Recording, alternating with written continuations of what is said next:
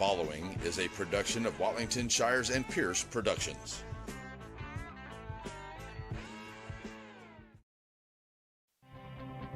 Welcome to the Wright Chrysler Dodge Ram pregame show. Just like the big game, you have to be prepared. And the same holds true when it comes to buying your next vehicle. So be prepared by going to WrightChryslerDodgeJeep.com. That way you're ready to go when you hit the lot. Now it's time for us to get you ready for the big game. The Wright Chrysler Dodge Jeep Ram pregame show starts now. Hey, good evening, football fans. Welcome here to the big broadcast. I am your host, Larry Pierce, and my broadcast partner, Joe Elmer, here. And we have a new person in the booth helping with the camera tonight. Now, who we got over here? That's Ron Owens. Ron Owens. There we go. Getting turned up there a little bit so we can hear. Ron Owens here with us as he is the father of the great Kyle Owens from KLTV. There we go. He's going to be working the camera here for us. It is senior night. A lot of the seniors have been introduced here this evening. It is our Wright Chrysler Dodge Jeep pregame show. And I tell you what, this is the Battle of the Atoyac. And as I was telling the guys here, this game is like Kansas City Chiefs in the Los Angeles or the Vegas Raiders or whatever you want to call Oakland Raiders back in the day. Cowboys Giants or whatever, Cowboys Eagles. One of those kind of rivalries right here, the Battle of the Atoyac. And 8 to 10 miles separate these two towns, and just a lot of family back and forth. And 2 times last year, Timpson Bears were able to get the win to move on into that state championship last year. So I'll tell you, it's going to be a good one here tonight. And this is a lot of things going on with this game here tonight as far as district goes. And we're going to talk about a little bit about that coming up. But let's talk about the game we covered last night first. Shelbyville at Joaquin. And last night, the Joaquin Rams were able to get a 44-28 win over the Shelbyville Dragons in that game last night. And it was a great game for the Joaquin Rams. They got down 21-7 or 6 or so, or 8 early there. They were able to hold off the Shelbyville Dragons and then bring up some good points. They Shelbyville Dragons had their quarterback last night. It was DJ Barnes was not in. They had a Gavin McDonald come in there. He did a great job. He was a freshman. He came in, but the Rams started dialing up a little pressure on him, and kind of got him a little bit flustered out there. That's kind of the way it goes. Freshmen in a varsity game is so much faster. Everything's coming at you so quick. But I thought he did a really good job. But the Joaquin Rams, congratulations for them, because they're going to be playing the Garrison Bulldogs next week for what could be the district championship. But that's going to be what happens here tonight between these two squads. We will just see, as we got a long way to go here this evening, but it's going to be a good one as the stands are filling up. As we're talking a little bit about Shelbyville Joaquin, so Shelbyville now goes to 3-1. 3-1 for the Joaquin Rams, 7-2 for the overall record, and now 6-3 for Joaquin. That's where they are here this evening after that ball game last night. Those teams are watching what's going to go on here this evening. Talking about some other games in the area for that's going on this week. Another one's important there for the San Augustine Wolves. They're taking on the Hemp Hill Hornets there in Hemp Hill. And one of these teams are finally going to get their first district win.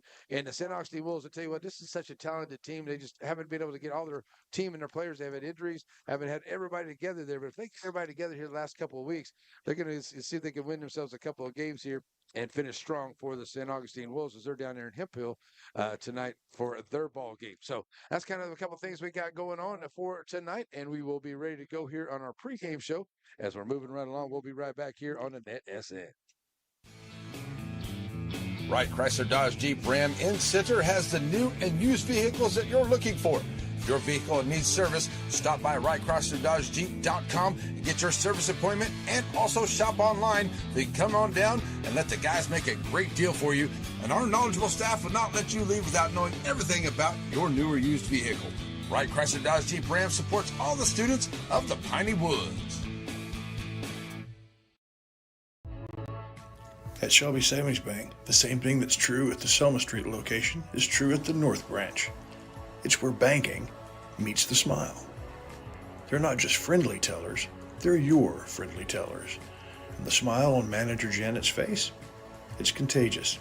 When you say Shelby Savings Bank is your friendly hometown bank, well, you hit it right on the nose.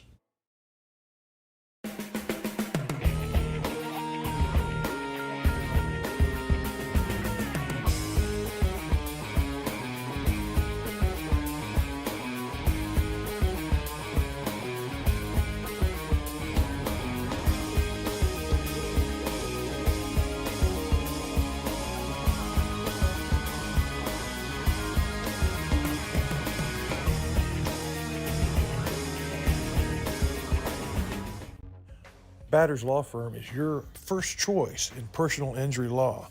Jeff Batters and his staff lead the way in the area with Best of Nacogdoches and Best of Lufkin votes over the last several years. If your case matters, it's got to be Batters.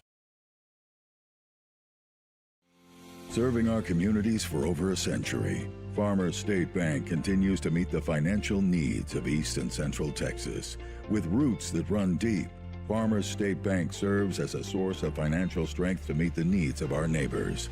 From a comprehensive range of financial products to individual service, we remain dedicated to being a true community bank. Farmers State Bank, improving lives and fulfilling dreams.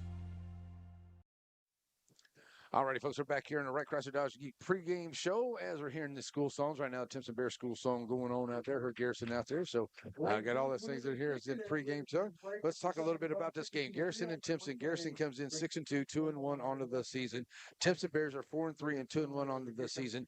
Now, we got to cover the Timpson Bears when they played Wolf City a few weeks back there in Longview. And it was a loss there by the Timpson Bears, and they lost J.J. Garner in there. And since he's been back, you know he's a difference maker. I knew that he was going to be a difference maker from last year, even when Terry Bussey was around watching the guys play.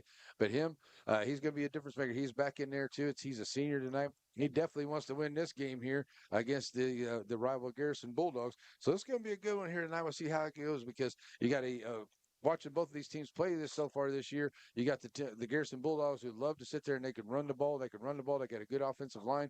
They can pound it at you, and they can also throw the ball a little bit out there too. As they got some good receivers. The Timpson Bears are a little bit more wide open there, and they run. And they can tidy up a little bit, and they're going to run the ball at you a little bit too. But they also have very good quarterback that can run the ball, and they also have some good receivers that get downfield pretty quick as well. So it's going to be a good matchup here tonight. Kind of a little bit of a difference on the two styles there. So we'll see how it goes. But it's going to be a smash mouth football, and whoever comes out on top is going to earn the victory here tonight, no matter what.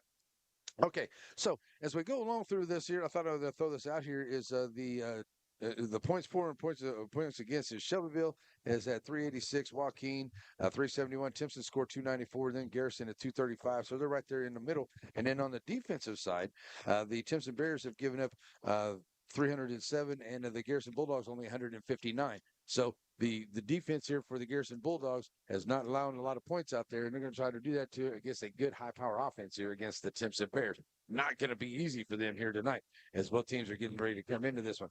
We also have the Tennehaw Tigers. They're finished up their regular season. They will take on Grapeland tonight, and then they will be done there for the end of the year.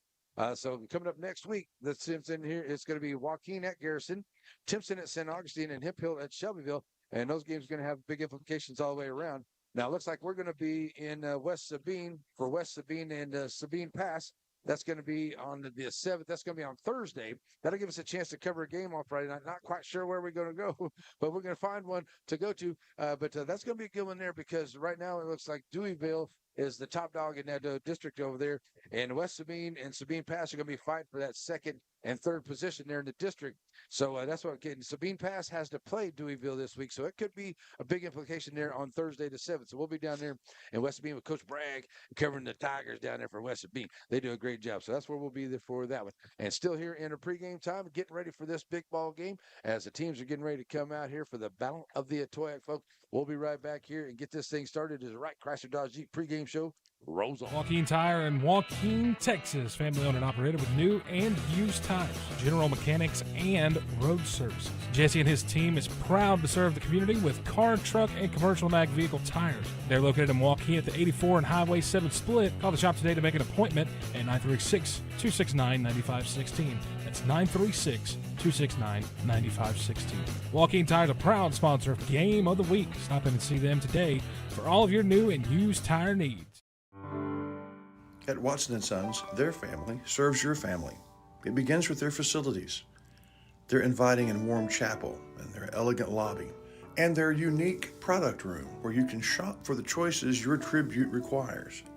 They've been serving your family at Watson & Sons since Scott built it in 1998, but their family has been serving you for over a century.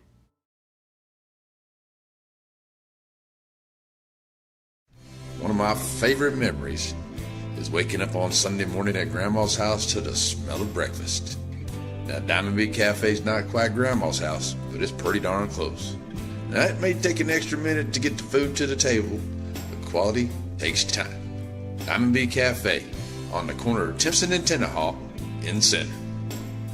If you're in a hurry and need a quick pick-me-up, stop by Diamond B Coffee, 500 Hurst Street, serving specialty coffees, breakfast, lunch, and sweets. Sandy Cox is a good State Farm agent. Just ask Drake. He knows. State Farm agents in general are pretty cool, but Sandy Cox has the answers to your questions. Like, what's best for me, for my kids, for my business, for my farm? For all of us in Shelby County, those questions can be answered at Sandy Cox State Farm. Hey, y'all got a dirty truck. Well, then take it to Joe's Car Spa for a spa day. At Joe's, they make 'em shine. And they're standing by to work with the community. They was elected best of Shelby County this year, and it's called Joe's, but it probably ought to be called Reed since Reed Grant owns it. So, Billy Don, when it's time for your car or truck to have a spa day, where do you take it? I don't know where. Hope Community Medicine is a nonprofit faith initiative with a primary mission of providing quality health care to the people of East Texas, regardless of race, religion, socioeconomic status, or ability to pay. At Hope Community Medicine, they want to be the leading deep East Texas care provider, recognized for their outstanding patient care, innovative technologies, programs, and medicines, as well as a highly motivated and distinguished staff. Hope Community Medicine, founded in faith, focused on family. All righty, folks, we are back here just about ready to go as the Garrison Bulldogs are making their way to the field here. And Ned SN ready to rock and roll here for the Battle of the Atoyac tonight. And this is going to be a good ball game here tonight, folks. So sit back, relax, and get ready for it. I know I am. After that great ball game last night in the calls we had there last evening, this one is going to be just as good. Here comes the Timpson Bears. They're on their way to the field now as well. Oh, sorry, man. Heard you down a little bit there. That's awful loud, though. Why are you up so loud? There we go. All right, so now we're ready to go as the Timpson Bears have made their way to the field, as well as the Garrison Bulldogs. Yeah, I'm going to do that. And sorry, folks, here we go. And so as we're getting ready for kickoff, we're going to have the national anthem and things coming up, I'm sure. So we'll get to that then. We'll tell you, too, folks, that we have a great spot here into the press box, but we might be just a little limited on some corners there, but we're going to try to catch those the best we possibly can. And the corners of the end zones is what I'm talking about, folks. But we're going to do the best we can for you. We are on the 50-yard line. Yeah, we are right there in the middle, and Rob's going to do a great job here. Ron is going to do a great job, not Rob. Sorry. I'll just go buy anything today. Hey, just don't call me late for dinner. Right. That's it. There you go. So we're going to be ready to go with that here. So, all right. Man, that's our first opportunity to do. Now, I've done games here for softball. I've done some volleyball, and I've done some baseball games here in Timpson. But that's the first time to do a football broadcast here in the Bear Stadium. So, awesome place to be. I'm going to get down there and take a picture with the big state championship statue out there as well. But we're getting a national anthem coming up. Here we go, folks.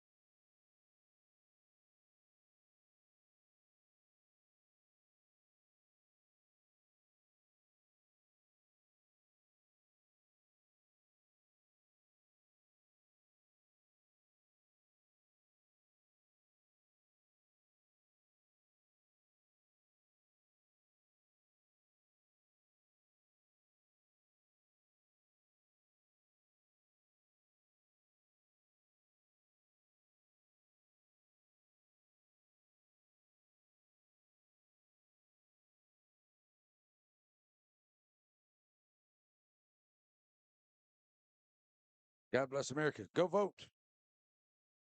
Don't care how you vote, just go vote. That's right. And I promise, no matter who you vote for, I'll still be your friend. All right, here we go, as there is no better place to be, especially in the state of Texas on a Friday night, than under the lights. Let's play some football. Here we go, as the Timpson Bears going to be coming out here. And it's going to be number 25, that is Seth Duke. Number 2, that is Colton Carroll. Number 74, that is Camden Kerbo. And number 16, 99, is that Cole Brewster. Gavin Pollard, number 99. 0 is Antonio Yarbrough. The two that I did see here for the Bulldogs for the got together there in the middle. So that's going to be Yarbrough and Yarbrough in there as Pollard. And also number 15, that is Hayden Petty. Looks like there for the Garrison Bulldogs. Why do I remember that name, Camden Curbo?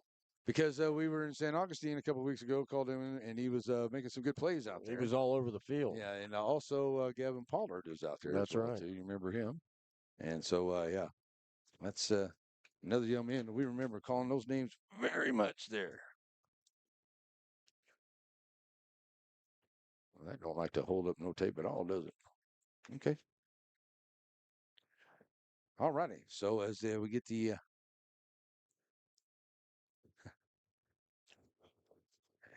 the coin toss going on out there, here we go. I'm good. We'll see what we got. All right, we got the little paper problem going on here, folks. All right, so we're getting ready to go as both teams now going to get receiving the ball. It's going to be the Garrison Bulldogs. They'll go left to right.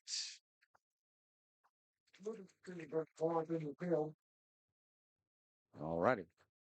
So the Bulldogs get the ball to start. The Battle of the Toyac is ready to get underway here on your Friday nights here on NetSN.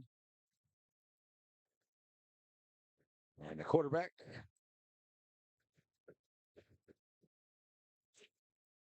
number 15, Hayden Petty for the Garrison Bulldogs.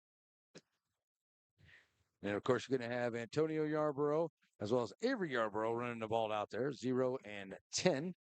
And sometimes you're going to see Christian Clark, McClure. Those guys are going to be catching the ball a little bit out there as well. So they will go back deep and now be ready to go for the start of this one. Yarborough 5'8", 165. Yep. And a good running back back there, I'll tell you that.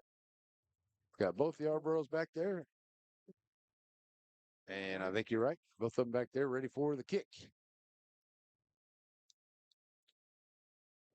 That'll be number 16 ready to kick off. That's Cole Brewster. They'll be ready to kick here for the Bears.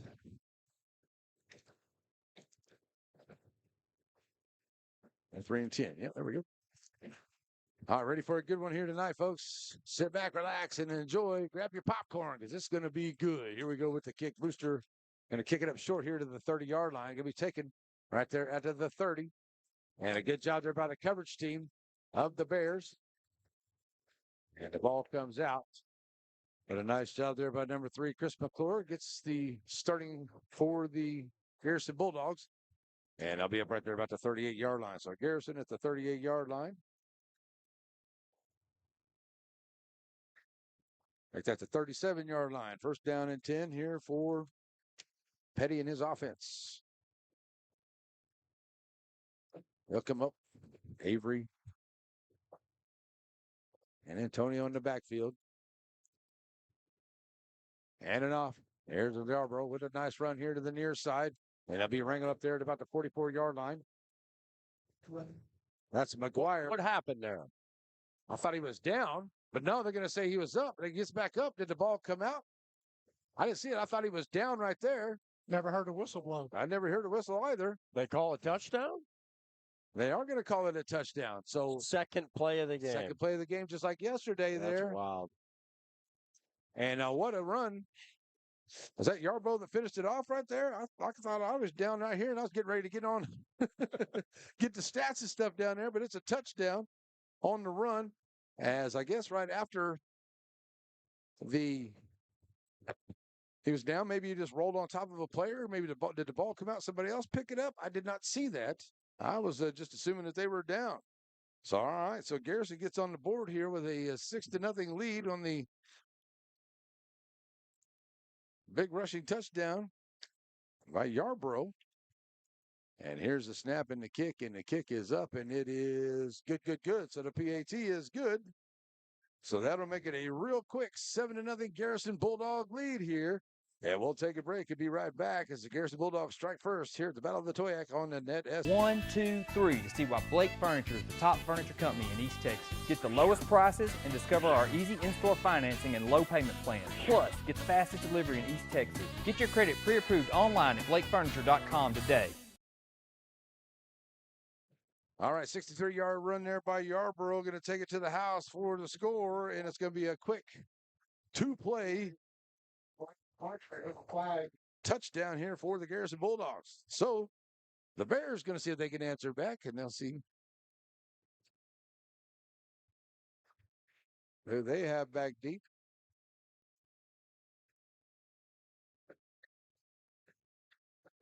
Looks like Johnson and McCollister back deep there for the Timpson Bears. They're standing there about their 20-yard line. And here comes the kick, and it'll go over to McCollister here onto the near side. I'm sorry, that's number one. That is Johnson, DeCorian Johnson, and he is wrangled up there at about the 30-yard line. And that's where the Bears will start off as the Garrison Bulldogs are pumped up on the coverage. So they're going to be 30-yard line here for the Timpson Bears. 11:39 on the clock. Quick two-play drive there by the Garrison Bulldogs. And like I said, the only thing I could think of, looks, we were up here on the break and we were talking about that touchdown. And I think the only thing I think maybe Yarborough rolled over the top of somebody and was just able to get up. But hey, you keep going until you hear the whistle there. We didn't hear it. So it's a touchdown for the Bulldogs. So here we go. The Bears now ready with J.J. Parker back there.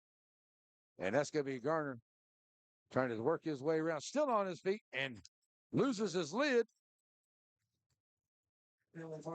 Garner's going to be J.J. Garner going to be running it there. Parker will be at quarterback here for the Bears. Flag on the play. And flag out on the play. Got a little laundry out there. It's like I said, Garner lost his helmet. See, that's going to be a personal foul there, maybe against the Garrison Bulldogs. We'll see what they got there as the Zebras have congregated around the laundry. Here we go. So the Garrison Bulldogs going to get the penalty there. And it'll be a first down here for the Timpson Bears. Ray Jones first down, taking it all the way up to the 49-yard line. The 15-yard penalty there by the Bulldogs. And I guess that's going to be a face mask with the ripping off of the helmet there. So that'll go to the 49-yard line of the Bulldogs. So now here's Parker going to bring him to the line. And he'll have Garner in the backfield behind him. Twin receiver set over to the far side. Parker. That's a snap. Going to roll out. Now look to pull it down and running the ball. Bring it here to the near side. And he'll get maybe two up to the 47-yard line for Parker. So second down and about 8 here for the Timpson Bears. They're into Garrison Bulldog territory. That clock rolling as the Bulldogs get up there quick, just joining this. Bulldogs got a great play there, stayed with it, and they get it in the end zone on a couple of quick plays here. Lead it 7-0. Parker trying to make sure they keep. They got a hard task here. You got Pollard and Johnson Jones both on this side of the defensive line here.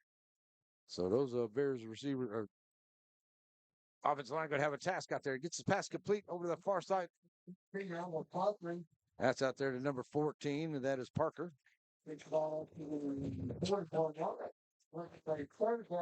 So that'd be a third down and about 2 as it's up to the 41-yard line for a gain of 6.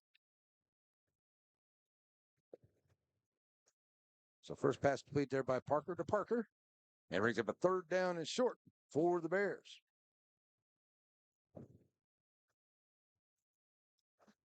Here's the snap. Gonna hang out here on the pitch. Coming out here to the near side, trying to turn the corner. Have enough for a first down. Taken out of bounds. McCollister takes it out of bounds there above the corner of 35. Taken down by number 13. That is Petty. Down to the 34-yard line. A gain of 6 by McCollister. That's a Ray Jones first down for the Timpson Bears. They're trying to answer back here on a good drive of their own, started on their own 30-yard line here after the quick touchdown by the Bulldogs. Parker bringing them up with Garner to his left side in the backfield. Pistol formation. Now Garner goes to the right. Going to hand off to JJ. JJ's going to push his way through. Got Jones on him. Is still on his feet. He is elusive, boy, I tell you. You better wrap him up and bring him down. Down to the 28-yard line for a gain of 6. Gain of 7 on that play. Gain of 6. Could be second down and 4. So 2nd down and 4 here for the Bears. That's Coach Gandy trying to get his team into the end zone here. Now under 9 minutes to go here in this first quarter. Yeah, big offensive line to the line there. Shotgun this time for Garner and Parker. Going to give to Garner. He's going to bring it here to the near side, trying to turn the corner. And he gets wrangled up there at about to the 25-yard line. And good job there by the defense of Garrison for a gain of 3 for Garner. McClellan Pletty on the stop there. And that's going to be a 3rd down and maybe a yard here right after the 25-yard line of Garrison here on a good drive by the Bears. Keeping it rolling right along.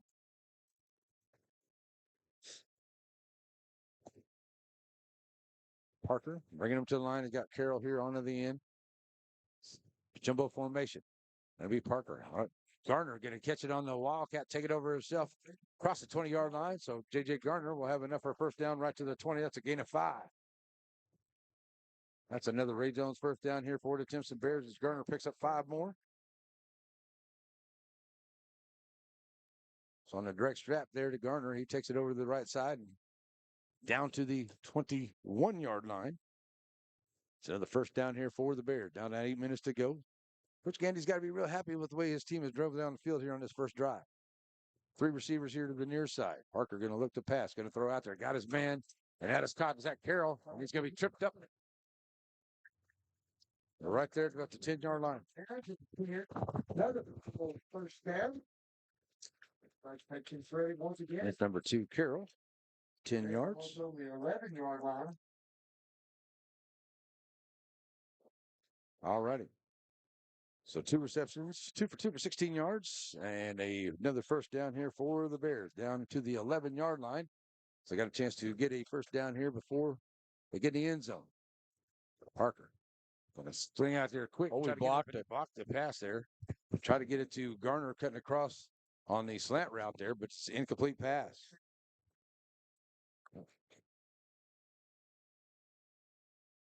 Was that Gavin Pollard there? Gavin Pollard, number 99. Yeah. 275. Yeah, he's going to be moving on to the next level. I'll tell you that for sure. That young man is very good. All right, so now with a 7:23 onto the clock, 20 seconds here. That brings up a 2nd down and 10 from the 11-yard line for Parker. And pistol formation. Going to have Garner behind him. Going to give to JJ. JJ going to be wrangled up there as he tries to get to the line of scrimmage. Nice job there by number 1, Christian Clark. Grabs a hold of him first. And he may get to the 10 for a gain of 1. That's going to bring up a 3rd down. Clark with a good job there. Gathering him up there at the line of scrimmage. It's able to fall forward for 1. Make it a 2nd down. Make it a 3rd down. Well, right there at the line of scrimmage. He might have got a half a yard there. So 3rd down and long. Here's the snap. Yeah, it's going to be Carroll trying to come on the jet sweep, and a nice job on the tackle there on the other side. That is Yarborough with a great tackle there as they catch Carroll coming across there on the jet sweep, and that goes nowhere. And right back to the line of scrimmage, and we may see back to the 11. It'll be a loss of 1. So it looks like we may see a field goal attempt here by the Timpson Bears.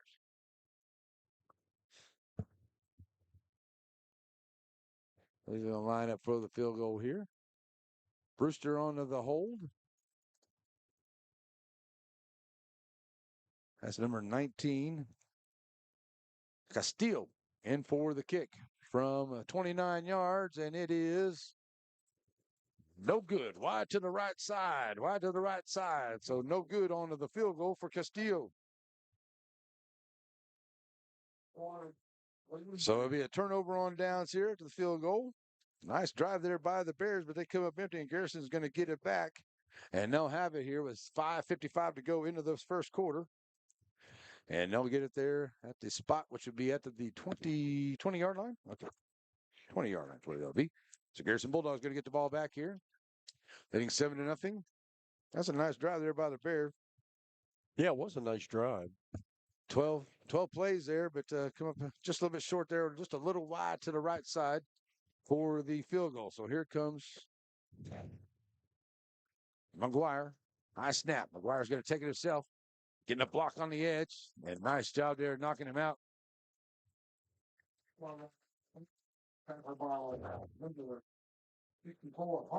And a nice job there by big number 66, Londale Parker, come over there and gave him a smack. He'll think about that. 3 yards there, up to the 23-yard line for McGuire. 2nd down and 7 now for Garrison and the Bulldogs, keeping that clock rolling. That's what Garrison's going to do. They want to do as many drives as they can, as long as they can, a long time, and it results in points. And that's the Garrison's game, and they're very good at it. Here he goes. McGuire throwing it over to the far side. Got his man there, but the Bears on him quick, and he'll take it up to about the 25-yard line.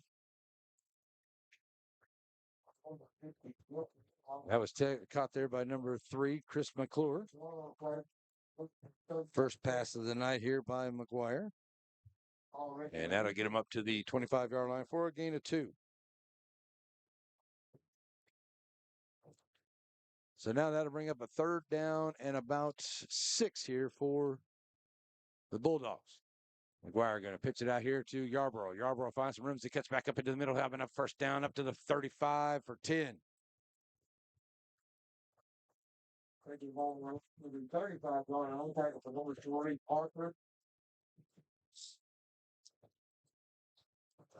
Sometimes I got to remember 1 and 0 for the Yarborough fellows out there, the brothers, and remembering which one is which out there to give them the yardage to. I guess I just added up for both of them because they do such a great job. 4:22 to go. 1st down here for the Garrison Bulldogs. There's another handoff over to the far side. And still on his feet, going to be pushing it up there. That Yarborough once again. Yep. And is 0 Antonio Yarborough. And he'll take it up to the 43-yard line. Gain of 8. Short run now. Antonio right back up the middle. Takes it into Bear territory up to the 47-yard line on a good run.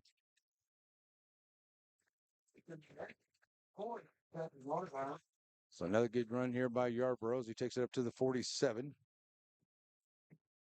That's another 10 yards right there. 63, 73, that's 81. Okay.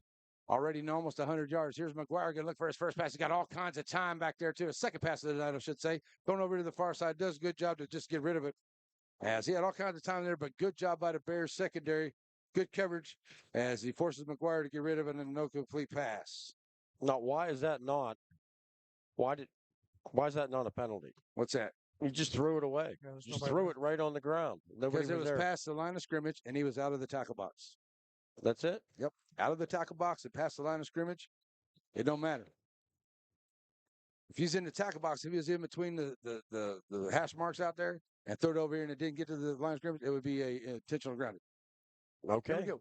2nd down and 10 onto the pitch after the incomplete pass. It'll be Yarborough taking it up to the 45-yard line for a gain of 2.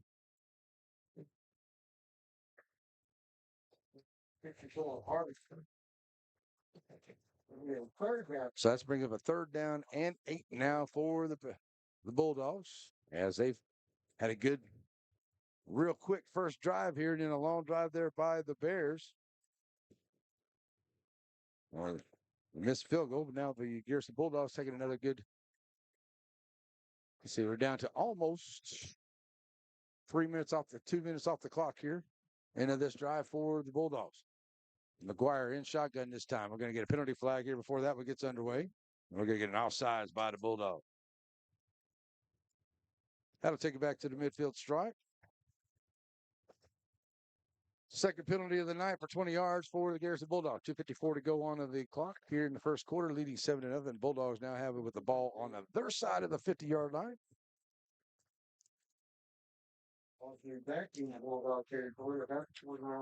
So let's get back to this tackle box. Where exactly would that be? The tackle box between the two tackles.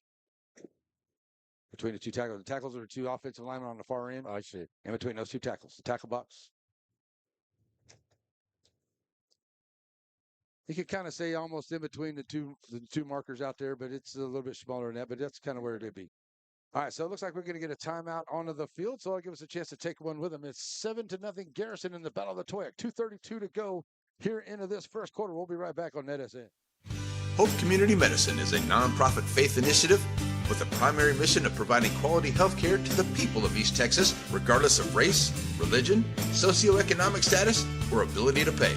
At Hope Community Medicine, they want to be the leading deep East Texas care provider, recognized for their outstanding patient care, innovative technologies, programs, and medicines, as well as a highly motivated and distinguished staff. Hope Community Medicine, founded in faith, focused on family. The rich tradition of Farmer State Bank. In 1904, a handful of investors put up $25,000. From that initial investment, imagine the generations of lives that have been touched by Farmer State Bank. Really liked. All right, here we go back here as the timeout is over. 2:32, the Bears back on defense here, and the Bulldogs coming out. Ninth play of the drive here, started on their own 20 with about 2.5 minutes off the clock so far here for this drive here for the Garrison Bulldogs. So McGuire will bring him to the line.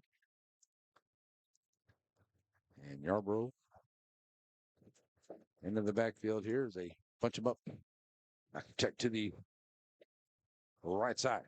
Direct snap. Going to give it to McGuire. McGuire going to find some room in the middle. He's up at the middle. Oh, boy. 40-yard line. Down at the 30. Down to the 20. McGuire finally pushed out of bounds, and a nice play there and a little razzmatazz as they bring Yarbrough in there for the pitch back to the quarterback as he come in on motion and found a big hole by that offensive line and took it right down the gut and over to the right, to the left side. It takes it all the way down to the 18-yard line. What a play there by the Garrison Bulldogs. Down to the 18. Here's another run here by Yarbrough, but the Bears going to be right there to stack him up. He might have got down to the 15. We got 16 yards there, and what a great run there by McGuire. At 32 yards. Yep. So, and that was another Ray Jones first down. All right, catching up on my stats here, folks. So here we go, second down and about 7 now. As we get under 2 minutes to go here for the Bulldogs. Trying to put in another score here in this first quarter. Been a really good one so far here. As a stop was made by the Bulldogs a while ago. See if they can return the favor here for the Bears, trying to make them a stop. Oh, great play in the backfield. Ball's out on the field, and the Bears are going to get that big thing that they need, and that's a turnover, and it's a fumble. Somebody coughed it up. And it's a fumble, and the Bears are going to take it over there on a touchdown. Somebody got to get a hand in there and knock that out. And it's a fumble, and the Bears got themselves a big break right there with that fumble and recovering. They looked to pick it up and get it down the field, but not able to do so. So it's a fumble, and the Bears will get it back. Great drive there by the Bulldogs. Unfortunately, that one got knocked out. And the Bears will get it back, get a good break right here. So now they'll take it there from the 19-yard line is where the Bears are going to start off here. First down and 10 for Timpson, trailing 7-0. Parker looking to throw now. Pulls it down. It looks like it was caught there at about the 25-yard line. See if they say it was complete. From Parker was Complete to Garner. So it was complete to Garner. So the pass complete. Takes it up to the 25-yard line. That's a gain of 6. 3 or 4. 22 yards here for Parker so far. That brings up a second down and a long one here for the Bears. Going to hand off to Garner. Garner, head full of steam, runs into the second level there of the Bulldogs, and he takes it up to the 29-yard line. Gain of 4 should be close to the first down. They are going to give it to him. First down, Bears on the run by Garner for 4 yards. Fifth Ray Jones first down of the night for Timpson. Now under a minute to go here in this first quarter.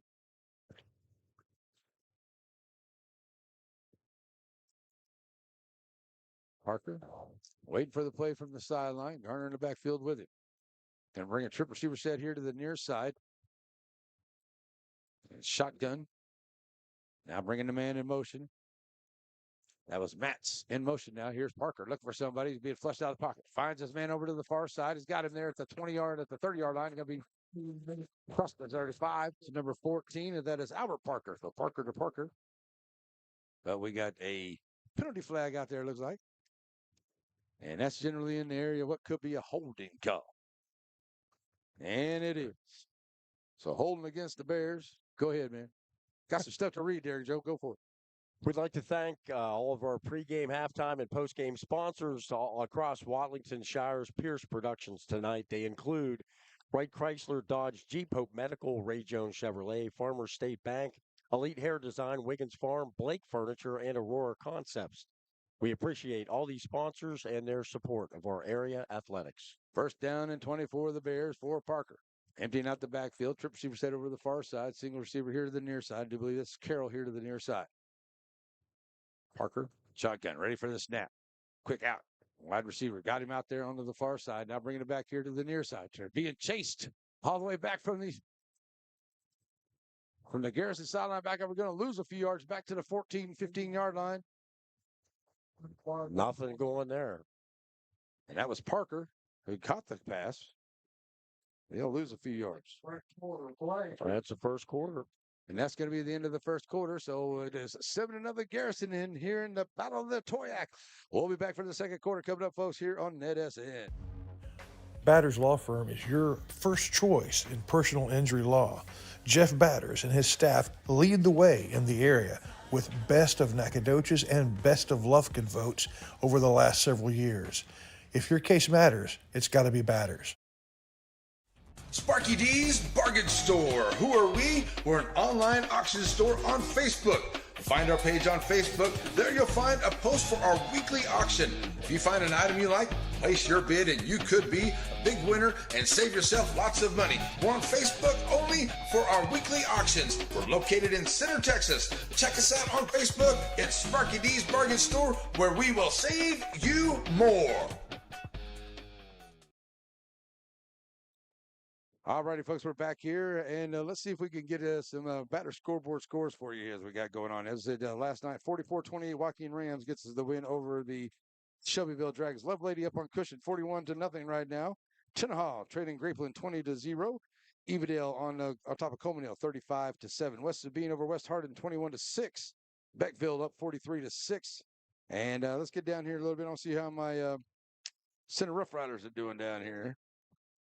Carthage up 14-0 on Russ. Center's up 7-0 on Athens. That's a big game over there, and that's your batter scoreboard. Second quarter on the way as that pass play took him up to the 30-yard line for a gain of 11 to Parker. That's another first down. I'm sorry. Up to the 20. Oh, that's a 17-yard line. I'm looking at the wrong spot here, folks. I'm sorry. That's a 17-yard line. That's where they are. First down now for the Bears. I got to get into the screen there in the middle. And nice job. Oh, boy, I tell you, that's some blockers right there. But not able to get all the way through. And a good job there by, I think that was that Carroll. Yeah, it was Carroll coming off there. So second down and make that third down about 15 here to get some of that back on that pass play. And that was to Carroll there into the middle up to the 23-yard line. And 6. Still third down and long here for the Bears. Trying to get that, got behind the chains there, and that's penalty. And now just trying to get that back right across the middle. Oh, it's tipped right there in the middle. Almost intercepted. Number 33 got his hands on it. Ronnie Jernigan got a hand on it. And that might have been a pick six if he wasn't got that all the way through there. That certainly could have been. That right side was pretty open. The far side of the field. So that's an incomplete pass there. 33, 39, 39. 5 of 7, 39 for Parker here tonight. 4th down and long. Here comes the punt. Get a good punt off here. And looking back for that one is McClure. And he'll let it bounce there at about to the 35. He'll finally gather it up. Now bring it back here to the Timpson side. And getting away from one guy there. McClure still fighting, but he's going to be finally taken down there. See if they give him the forward momentum where they're going to give it to him. They're probably about the 30, 32-yard line.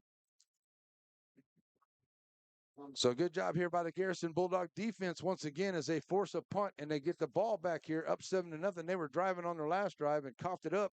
So now they're going to see if they can come back here, and they had another nice drive. 1, 2, 3, 4, 5, 6, 7, 8, 9, 10, 11, 12 plays on that last drive before the fumble there. They were driving right along. Now they forced Timpson to punt, and Garrison will get it back here with 10:52. And the Bulldogs have it on a 1st down and 10 on their own 32-yard line.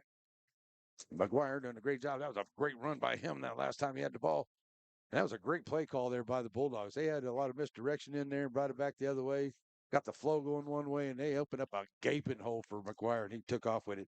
So here we go as the Bulldogs come back to the line. 1st down and 10. McGuire steps under center. Twin back set. McGuire taking over to the far side. He'll run into the defense there on the edge. And as the Bears going to stop that right there on the corner. Not getting anywhere on that one.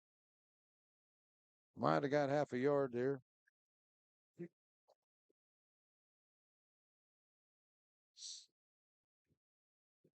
$82.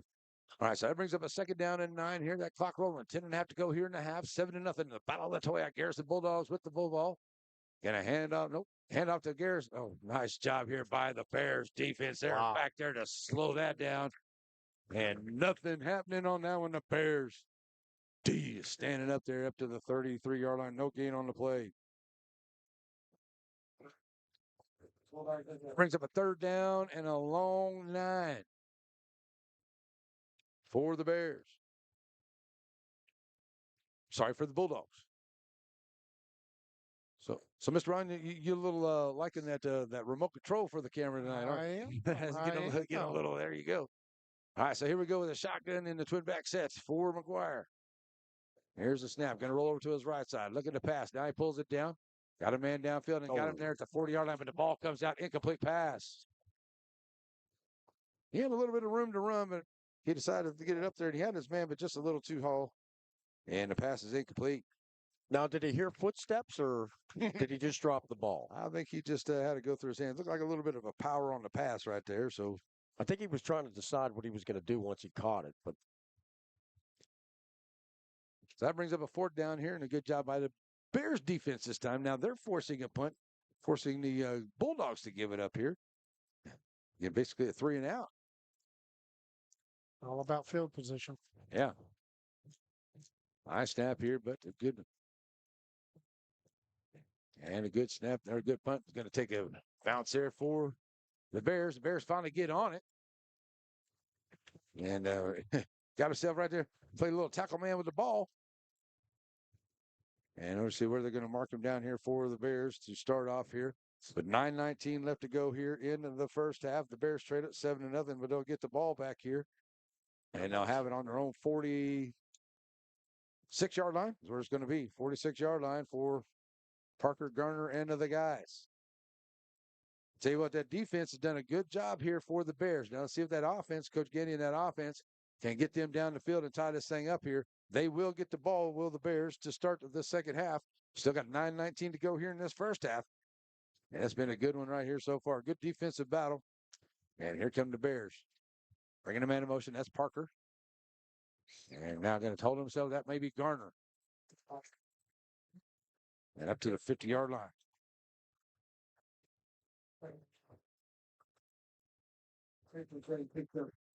they get 3 yards there or 4? Think so. All righty, so the Bears coming back to the line here. Parker going to get the snap. Look to pass. Pulls it down now, trying to find some room. Go over to the left side. Oh, he dropped the ball. Off. He dropped back on. He gets back to the original line of scrimmage. He'll be back to the 47-yard line.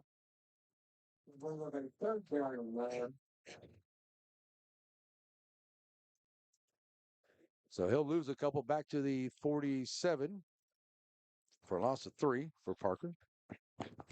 So that brings up a 3rd down and 9 for the Bears. That clock continuing to roll now down to 8:15 to go here into this first half. 7-0 Garrison. And it's been the defenses here, except for that big first play there by Garrison. Here's Parker out on the outside edge, and a nice job there by Chris McClure, number 3. As Parker gets it there, he'll get back to the line of scrimmage.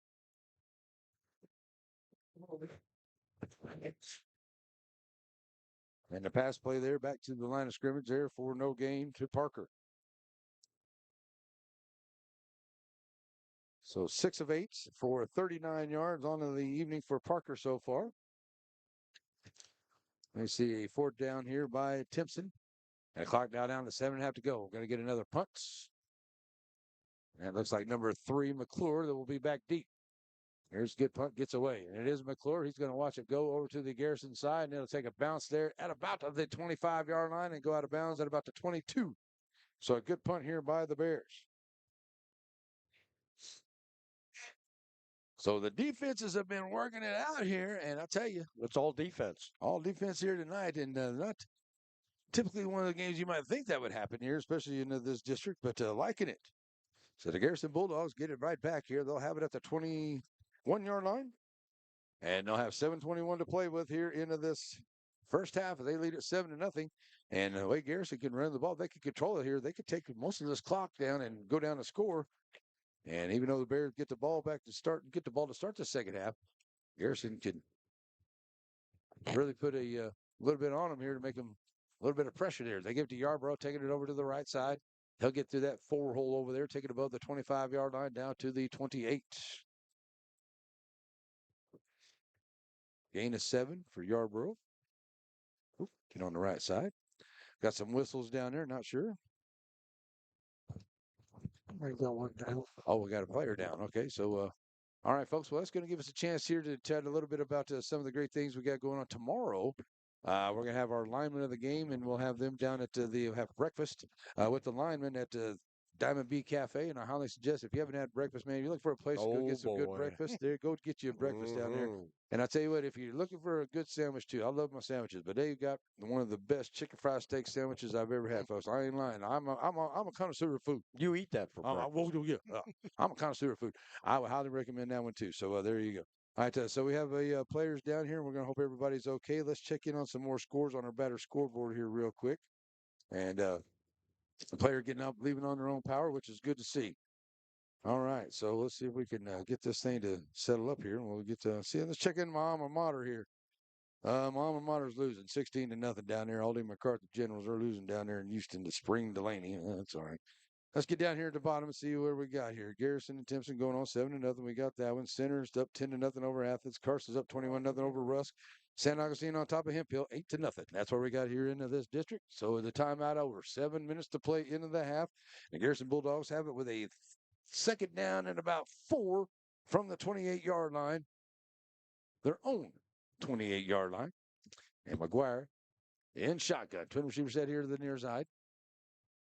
And we're going to get a stoppage to play here, get some laundry on the field before the start of that one.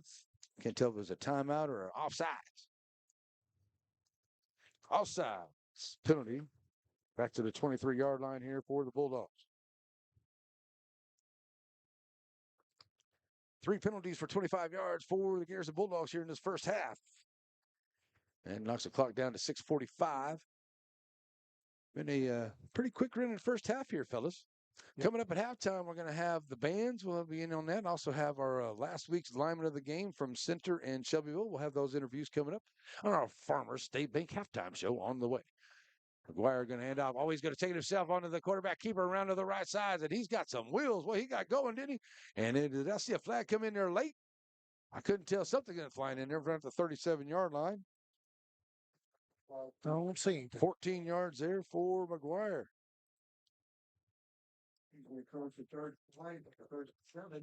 So that's another Ray Jones first down. I thought I saw something flying there, but maybe it wasn't a flag. That's good. So up to the 37-yard line. Another Ray Jones first down to 6 minutes to go. Here come the Bulldogs back to the line. McGuire under center. This time got a pitch out here. And Bulldogs run into that Bear defense here onto the edge up to the 39-yard line. So he was getting up off the bottom pile there. Couldn't tell if that was McClure or that was Yarborough on that run. And that was Yarborough. And picking up that run there up to the 39-yard line, a gain of 2.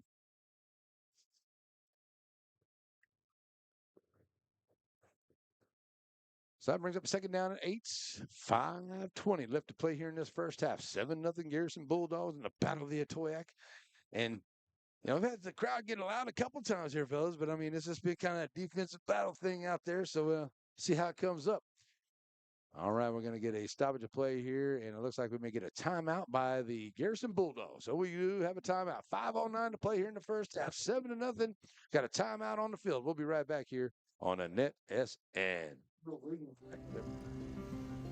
Aurora Concepts, Primary Care Center, and just behind it, Medical Specialist Center, is a team supervised by Dr. Jane Todd and led by Don Barnes.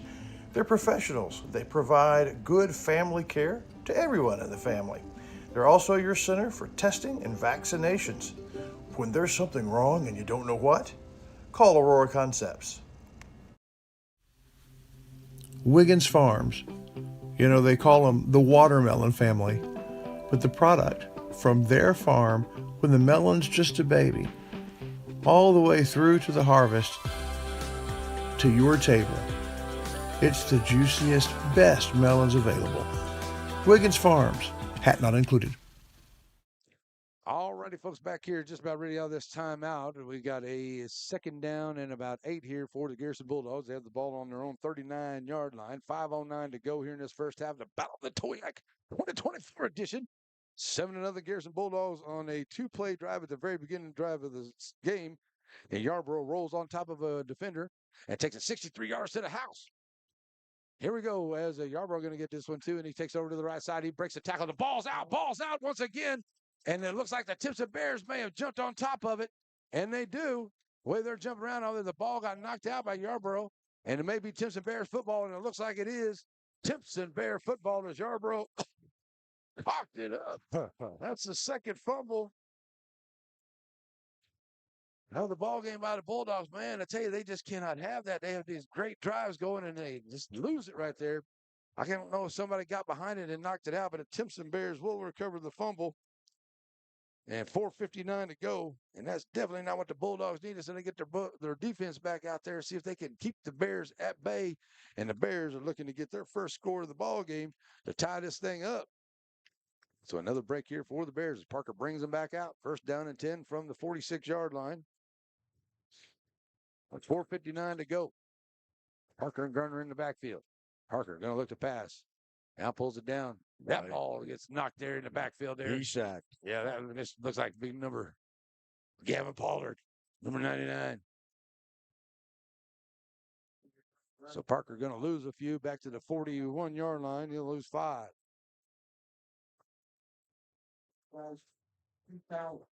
So that brings up now second down and about, let's say he lost about 4 there. It brings up about second and 14 now, 4.5 to go.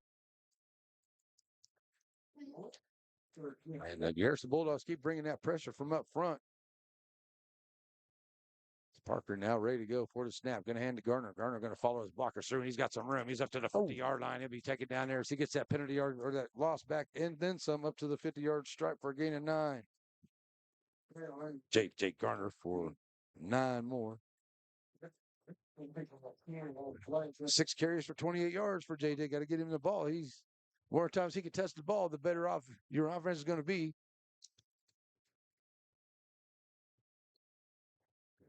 Here we go. Third down and about 6 now. Parker. Checking to the sideline. Now gets the snap. I'll throw it out here quick. And now we got tipped, and that's behind the line there. And that was got tipped. They were trying to get it to Colton Carroll. And that's a pass incomplete. Pollard got his hand on that one. incomplete pass. Yeah, the Pollard boys combined on the field, you're looking at 485 pounds. Daddy ought to be proud. Definitely. So the incomplete pass brings up a 4th down and about 6 from the midfield stripe. 3:32 left to go. And looks like Coach again, he's going to decide to punt this away. He'll send Cole Brewster out there. I'm sorry, that's number 19. Alex Castillo will be out there. Oh. Low snap. And that'll be a fair catch caught there by McClure, and he'll take it there right around the 10-yard line with 3:30 to go.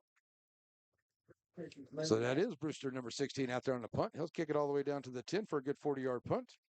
And the Garrison Bulldogs will get it back here with 3:30 to go into the first half. There we go. Oh, what? Yeah. 3:30 to go in the first half. It happens sometimes. 3:30 to go in the first half. 7-0. Garrison Bulldogs get it back. First down and 10 from their own 10-yard line here. And a couple of fumbles here have really dampened a couple of great drives by the Bulldogs. See if they can hang on to it here as we get ready to go. 3:30 to go, and they'll try to put up some points here before the end of the half, knowing that the Bears get the ball in the second half. And that was a missed up play there in the backfield. And McGuire is going to be taken down for no gain on the play for McGuire. It looked like he went to the right side to hand it off, or the left side to hand it off, and everybody went to the right there. So a little miscommunication back there by the quarterback. Yeah, that was pretty ugly. So now down to 3 minutes to go. That'll bring up a 2nd down and 10 from the 10-yard line here for the Bulldogs. McGuire this time in shotgun. Twin receiver set over to the far side. Got Yarbrough in the backfield to his right side. Rolling over to his right, McGuire. Now pulls it down. Found some room there, and he's going to keep on running. Try to get to that stick. He'll be awful close. He went around the bounds just before that stick. So let's see where they mark him down. Good run there once again by McGuire. He had a receiver open deep. He was got into a full sprint. He was trying to get that first down marker there. Yeah. And I'm going to say he's up to about the 17-yard line, it looks like. He'll get 7 of it. So good run by McGuire.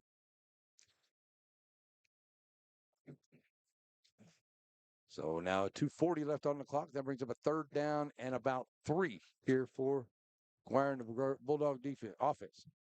We'll get it right before too long.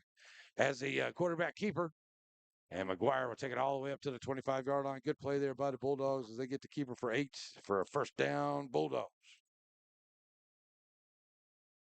6 Ray Jones 1st down on the night for the Bulldogs as they pick up 8 more there for McGuire. He's got 84 yards rushing tonight. Another 1st down. And here comes Garrison to the line.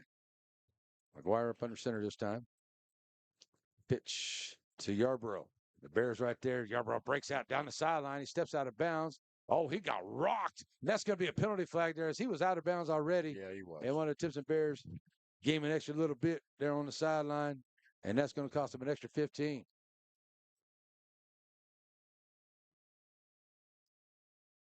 So the run gives him a 1st down all the way up to. See what they're going to run him up to here. We'll see what they'll.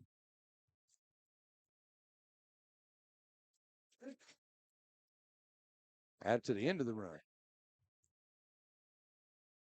So they went from. So they're going to take it up to the 46-yard line there. Okay. So 30. So we got 5 yards on that run.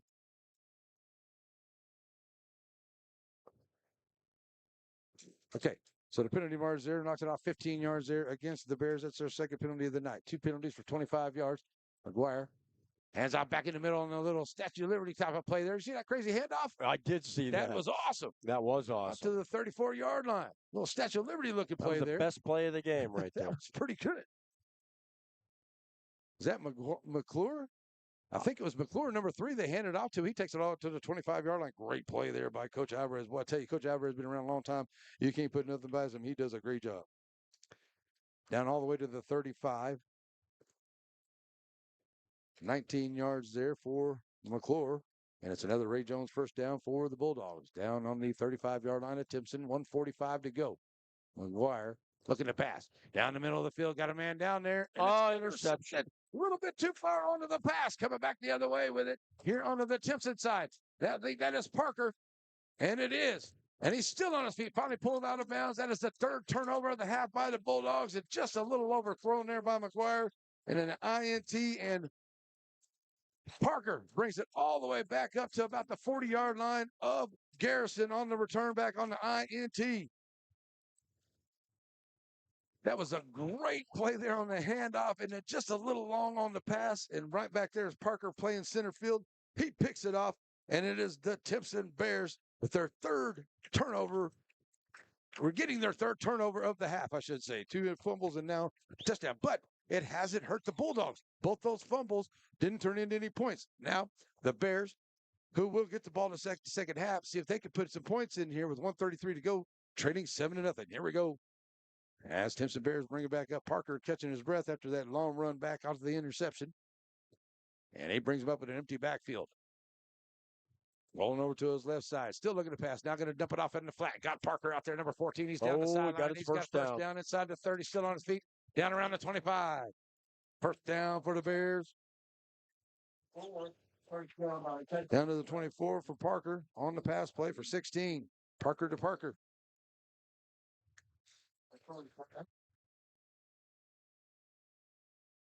3 incomplete passes, and then a big one for 15 right there for Parker. And then another first down for the Ray Jones first down. That's number 7 on of the evening. And the Bears are going to get a stoppage on the clock here with 1:10 to go. It's going to be a timeout for the Timpson Bears. All right, so I'll tell you what, let's take a quick break and we'll come back, and we'll talk a little bit about all the other games going on in the area right here on NetSN. So many things get started at Pizzeria. You start your party off with a pizza from the pizzeria. You get your celebration started. You get your season started. For a lot of us, our passion with pizza started at the pizzeria, a tradition since 1960s. It's the Pizzeria just off the square in Center.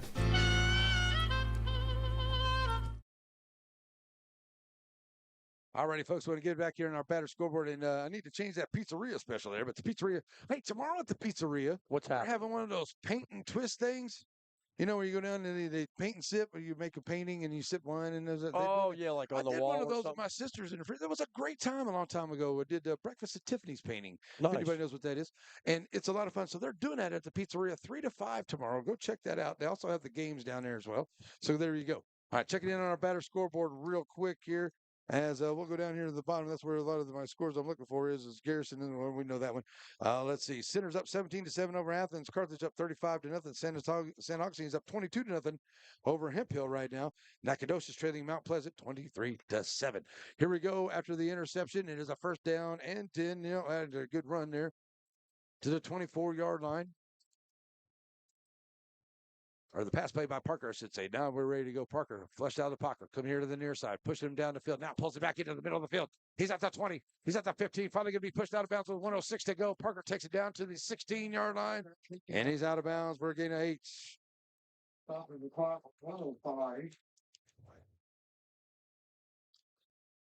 So that'll bring up now a 3rd down and 2 for the Bears. The ball sitting right there at about the 11-yard line. Sorry, the 16-yard line. Had to move around here in the booth, folks. I want to say a thank you to all the good folks here at Timpson. This is our first time, and they really hooked us up, been very hospitable. We've had an awesome time here, and we thank the Timpson Bears folks for getting us all taken care of here tonight. Thanks, Bears. The Bears. The Bears. Going to hand off number 13 up the middle. They're going to take it on the run. He's up the side. He's in. Touchdown, Bears. Jeffrey Richardson, number 13, takes it up the middle for the score with 1 minute to go from 16 yards out. Touchdown, Timpson. 16 yards there for number 13, Richardson. Jeffrey Richardson. That's what I got there. I was watching. What are those, bubbles? Yeah, those. We got bubbles coming in the press box. Sweet. Love bubbles. All right, so a 4-play drive there for the Bears to make it now 7-6, and here comes the extra point from Castillo. See if he can tie this thing up here with a minute left, and the Bears will get the ball back to start the second half, but still a minute left here for the Bulldogs. And that one is good, good, good. So the PAT is good. That ties it up at 7 here with 1 minute to go till halftime. We'll be right back here, folks, on Net SN. One of my favorite memories is waking up on Sunday morning at Grandma's house to the smell of breakfast. Now, Diamond B Cafe's not quite Grandma's house, but it's pretty darn close. Now, it may take an extra minute to get the food to the table, but quality takes time. Diamond B Cafe on the corner of Timpson and Tenahawk in Center. If you're in a hurry and need a quick pick-me-up, stop by Diamond B Coffee, 500 Hurst Street, serving specialty coffees, breakfast, lunch, and sweets. Let's get back here, too. All right, here we go. 59 seconds to go, and a 4-play drive there by the Timpson Bears, taking about a minute or so off the clock. And they'll tie it up here at 7. The score is very accurate to what we're watching. Yes, it is. As the touchdown run there, make sure I get it to Richardson there. He got the rushing touchdown.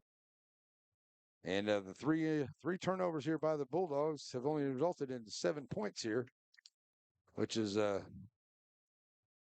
actually good for Garrison as it's tied at 7 here again with a minute to go. They'll get it back here. One more opportunity here at halftime. Now, coming into this game, Larry, what do you think? I knew it was going to be this way. It is always this way between these two teams. It's either, it's always going to be really close. It's always going to be hard fought. And you can pretty much flip a coin almost every year which team is going to win this one. It could be either that way. If you're asked to guess, I would pick each one of them 5 times each. All right, the ball gets loose. Oh, the ball's still on the ground. And maybe the Bulldogs might have finally got on it. They're saying it may be Timpson, though. And the Timpson Bears, coaching staff says it is, but it looks like the Bulldogs do get back on it. And that was almost disastrous for the Bulldogs right there. I'll say. Wow. Good job getting back on it. That ball took a weird bounce there onto the returner, and he wasn't able to gather it up. So it'll be a 1st down and 10 now from the 8-yard line. Where are we going to be? Oh, sorry. They're going to call it there at about the 14. All right, 52 seconds left to go here for the Garrison Bulldogs. McGuire going to bring him back out. Only had to throw the ball a few times tonight. He's done a really good job running the ball. And he's back here in shotgun with a big stack over to the right side. He'll take it. Run right back into the middle here. Running into that Bears defense up to about the 20-yard line for a gain of 6.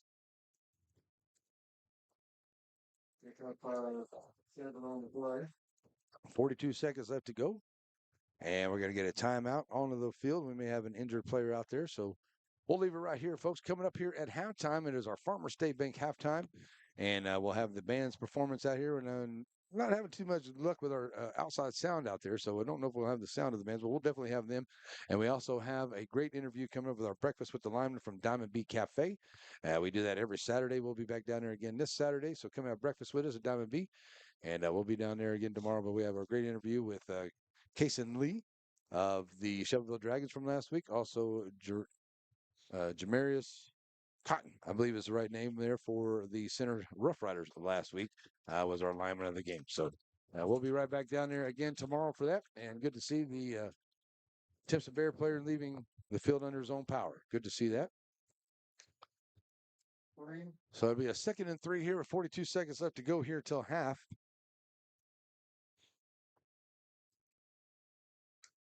Sixth drive of the first half here by the Garrison Bulldogs. Like I said, they've had 2 fumbles and an interception as well.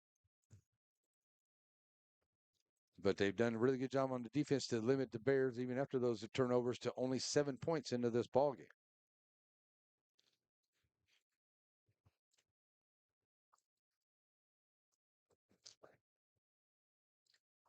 So it looks like right now the Shelbyville is going to take on Hemphill, and Hemphill is losing right now to St. Augustine. St. Augustine will have these Timpson Bears at their house next week. Joaquin and Garrison in Garrison next week. Just good, crazy games all the way around. And it looks like we're going to get another timeout here onto the field. So that gives us a chance to take a timeout. We got some of these wonderful people we need to take care of, so we're going to do that. Net SN.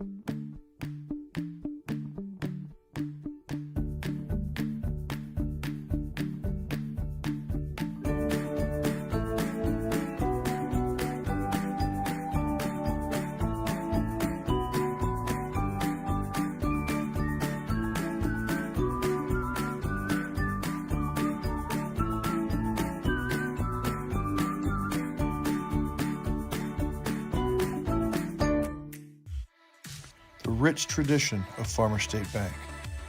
In 1904, a handful of investors put up $25,000. From that initial investment, imagine the generations of lives that have been touched by Farmer State Bank. Alrighty, folks, we're back here. And also, folks, would like to say a few minutes to say thanks to everybody out there that has helped out and helping out Happy Tales Adoption Center. They're also the Shelby County Animal Shelter here in the area. And also have a good friend named Mark Potter over in Panola County in Carthage area. He's got a rescue over there, so help out whenever you can with the animals. These good folks do a good job in taking care of all the animals in the area. 42 seconds left to go. It is a second down and short here for the Garrison Bulldogs. McGuire with Yarbrough to his right side. Going to fake that to him. Now hand off and get the man coming on the slant route. Got him there at the 20-yard line, still on his feet. And down the sideline still before he's finally pushed out of bounds. That McClure once again, and now there may be a little bit of tussle over on the other side, and the referee's trying to keep everybody good, but the pass was complete.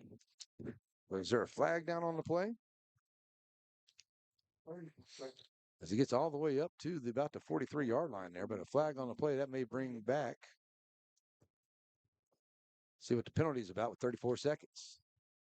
It seems like this last 59 seconds take as long as the whole quarter to run down. I'll say. This first half was flying. Yeah, until we get to the last minute of it. Very accurate statement.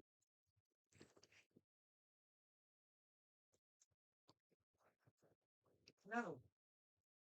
There's no penalty on the play. It was a screenplay. Nobody recommended after you. Okay, so screenplay, so it's good. Thank you for so that. The pass goes up to the 37-yard line for a gain of 17. I think that's the first time we heard an official. So that was out there to McClure for another 17 yards. All right, so 34 seconds here is another Ray Jones first down here for the Garrison Bulldogs. They're ready to go. McGuire is going to be stopping that play right there. Another penalty flag out here. This one may be against the Bulldogs. As the Timpson Bears trying to get the fans lit up and ready to go here with 30 seconds to go on senior night. And now a discussion over on the far side here with the coaches and the referees trying to figure out exactly what. So here comes the referee now with the call, hopefully.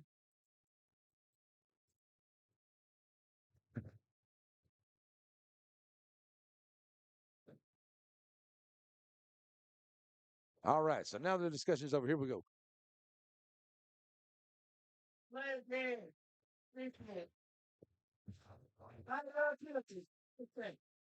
Delay a game on the defense. All righty.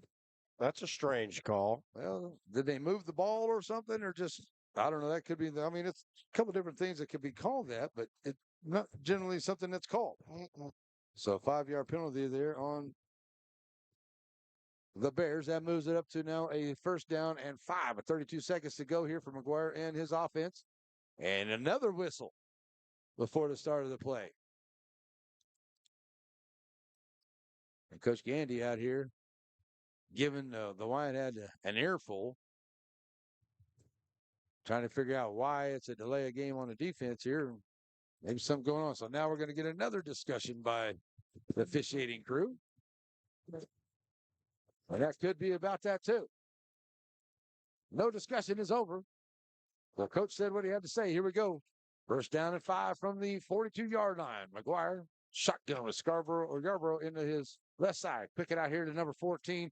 That is Atkinson. Atkinson going to be pushed out of bounds there after maybe a gain of 1 up to the 44.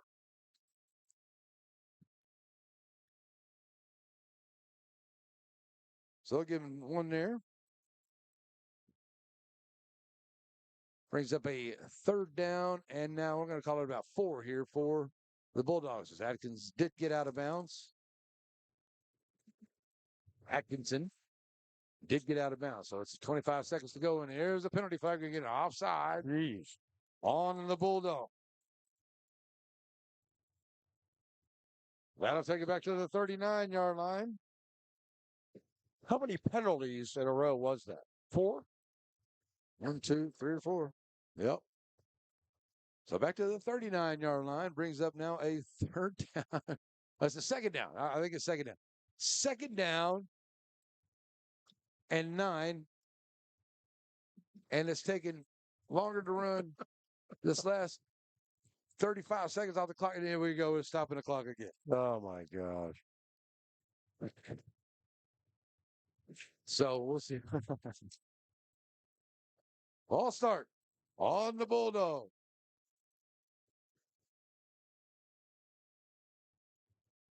Back to the 34-yard line. Brings up a second down and 14. So apparently the Timpson's crowd, Timpson's fans are affecting this game directly. It could be. It's got to be. Heard the expression about poking the bear. I think they did. Yeah, that's it. That's true. I think you're right.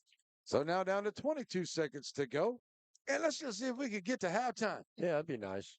How about just kneel on the ball and get done with it? Because it's all crazy right here. No, they're not going to do that at all. No. But here we go. Gotta love this game. 24 seconds left to go, and now McGuire now ready with now a second down and 14 for the Bulldogs. Are going to get the playoff. Okay, now there. Oh, he's going to get hit hard. And the Bears come with all-out pressure, and boom. What a sack in the backfield there by the Timpson Bears. Coming untouched. Number 50 for the Bears, Dylan Wilkie. Wow, what a sack. That's going to end the quarter. And McGuire, he took a hit there. And that sure is a way to end the wow. That doesn't get the Bears pumped up in the motivation there. I don't know. And the Bears will get the ball in the second half, I'll tell you. But the Garrison Bulldogs doing a good job here after turning the ball over a few times to still only be tied at 7 here at halftime. That's awesome right here. What some great plays by both teams. Saw some really cool plays that we've never even seen before coming out here as well. But we are at halftime. It is our Farmers State Bank halftime, so we're going to get ready to go with that. We'll check in on some scores and other things here. And we got a great interview coming up with our lineman. That is on the way. So as soon as we can get this clock rolling, we'll get ready to roll here. We'll get the camera down here on some bands as they work their way across. And we'll also have a great halftime interview, like I said, with our lineman, or practice with the lineman, which will be back there tomorrow. All right, coming up next week, folks, this is what it looks like for me next week. I know Tuesday I'll be in Jasper for volleyball playoffs. I do believe it's Shelbyville and Evadale. And then on Thursday, we'll be in West Sabine for Pineland and West Hardin. And then Friday, I have no idea where I'm going to be yet, but we're going to figure it out. So we'll finally make it up our mind of this weekend where we're going to be. It is a Farmers State Bank halftime show. We will be back for that. Coming up, we'll have halftime stats and all kinds of good stuff on the way. Stay with us, folks, on NetSN. Tied at 7, the Battle of the Atoyac 2024 edition. Serving our communities for over a century, Farmers State Bank continues to meet the financial needs of East and Central Texas. With roots that run deep, Farmers State Bank serves as a source of financial strength to meet the needs of our neighbors. From a comprehensive range of financial products to individual service, we remain dedicated to being a true community bank. Farmers State Bank, improving lives and fulfilling dreams. At Shelby Savings Bank, the same thing that's true at the Selma Street location is true at the North Branch. It's where banking meets the smile. They're not just friendly tellers, they're your friendly tellers. And the smile on Manager Janet's face, it's contagious. When you say Shelby Savings Bank is your friendly hometown bank, well, you hit it right on the nose. Wright Chrysler Dodge Jeep Ram in Center has the new and used vehicles that you're looking for. If your vehicle needs service, stop by WrightChryslerDodgeJeep.com and get your service appointment, and also shop online. So you can come on down and let the guys make a great deal for you. And our knowledgeable staff will not let you leave without knowing everything about your new or used vehicle. Wright Chrysler Dodge Jeep Ram supports all the students of the Piney Woods.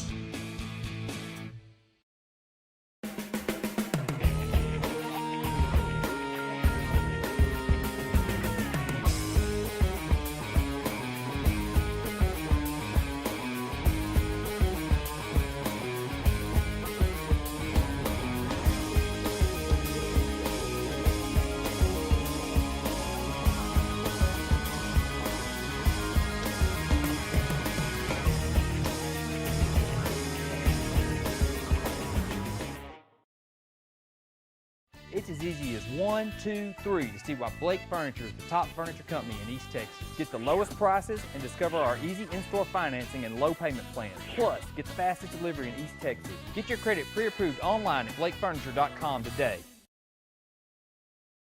With a performance by our Garrison High School majorettes. Our majorettes are freshman Tuhani Kumar, freshman Miley Milford, freshman Caitlin Jackson, sophomore Megan Kerbo, junior Madeline Bernard, junior Alexis Johnson, and senior Ashlyn Vest. The GHS majorettes are under the direction of Miss Chelsea Brewer. They will perform to the hit song Drag Me Down.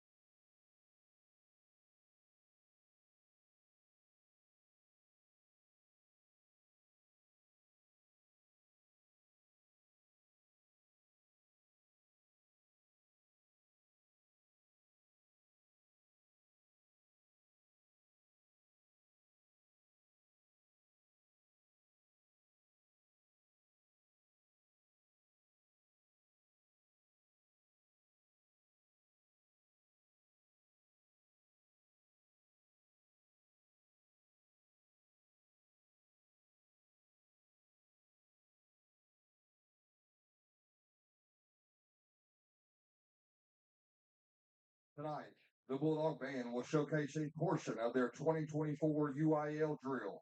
Their performance will include Precision Fanfare, Mighty Mike, and the Crossley March. The Garrison Bulldog Band is under the expert field direction of seniors drum majors Shelton Beavers and Ashlyn Vest.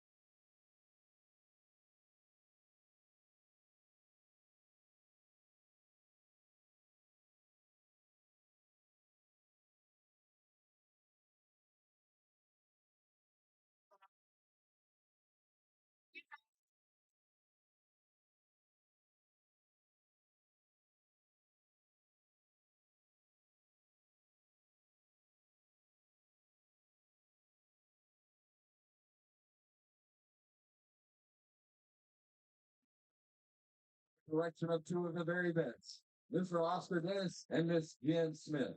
Section of the week, baritone. On behalf of the directors and the Bulldog Band, we would like to thank all of our parents, teachers, and administration for your continued support. Ladies and gentlemen, on your feet one more time and show some love for the 24-25 Garrison High School Bulldog Band.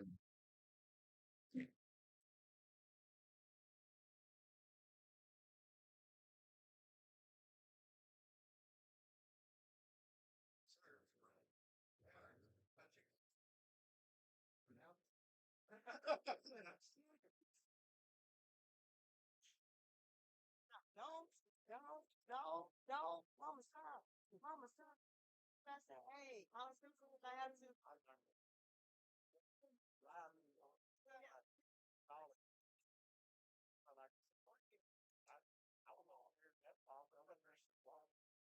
Anywhere. Oh, that's it. God. Yeah. Try hard. They volunteer have one. Right, yeah. Well, Mama, what number was that? That's number their first song. After that.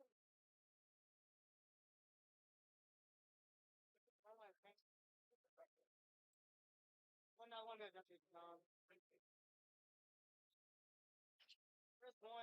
Ladies and gentlemen, the Timpson Independent School District is proud to present the 2024-2025 Timpson High School Bear Band.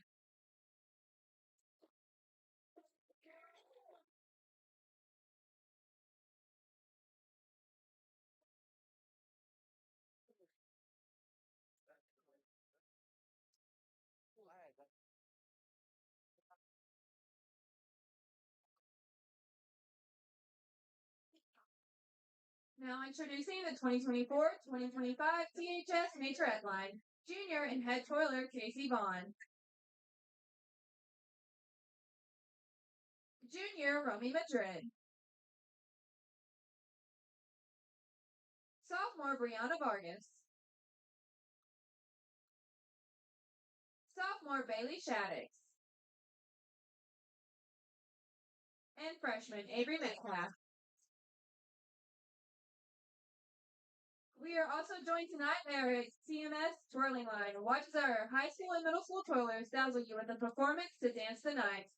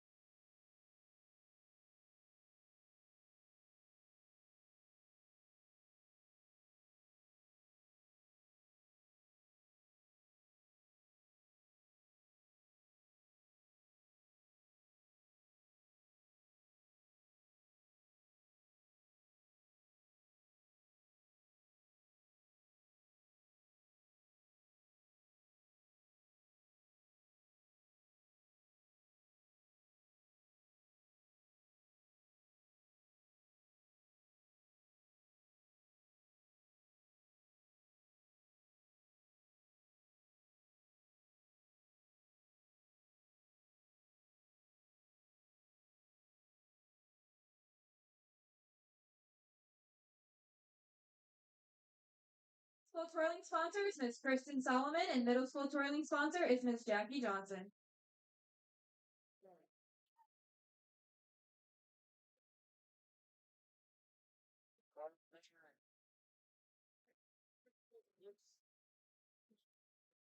Alrighty, folks, as we have the bands going here, we're going to cut in on our Farmer State Bank halftime show, and we got our halftime interview, and that is on the way.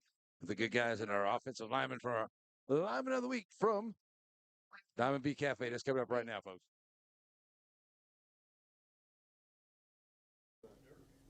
The charter flight yesterday flew to College Station, so he's going to be at the game. Yes. Yeah, 2 charters. All right, folks, welcome here to Breakfast with the Lineman, and today we have a table full, as you can see, as we have our great winner from Center, as well as Shelbyville. We're going to start off with Shelbyville because Center's still eating over there, as they ate all last night on the Bears last night, just like Kason Lee did. Here he is, our player of lineman of the game here, and Coach Wager here with him as well. And Kason, congratulations last night on a big win. That was a big, big win there for the Dragons last night. Tell us a little bit about the game for you and the guys. Well, the first half we weren't really having it together, but when the second half came, we kind of figured out, we realized that we got to do what we practice, and I feel like we did that pretty well, and we came out and we did it. All right, there you go. And, of course, you got Coach next to you over there. And, you guys do a great job. Your coaches all have praise for you guys. You guys play a lot, and I know you played a lot of downs last night. So how's your conditioning? What do you do leading up to that week? Because, it can be a lot for a big old boy like us to get out there and play both sides of the ball all three through. Yes, sir. Well, at practice, we stay active. We just run and, try to eat healthy, and as a lineman, that's kind of hard, but I try my best. Especially with your grandma with that homemade banana pudding. I know that's not hard to do either right there, man. Did you carb load the night before? Did you Yeah. carb load the night before?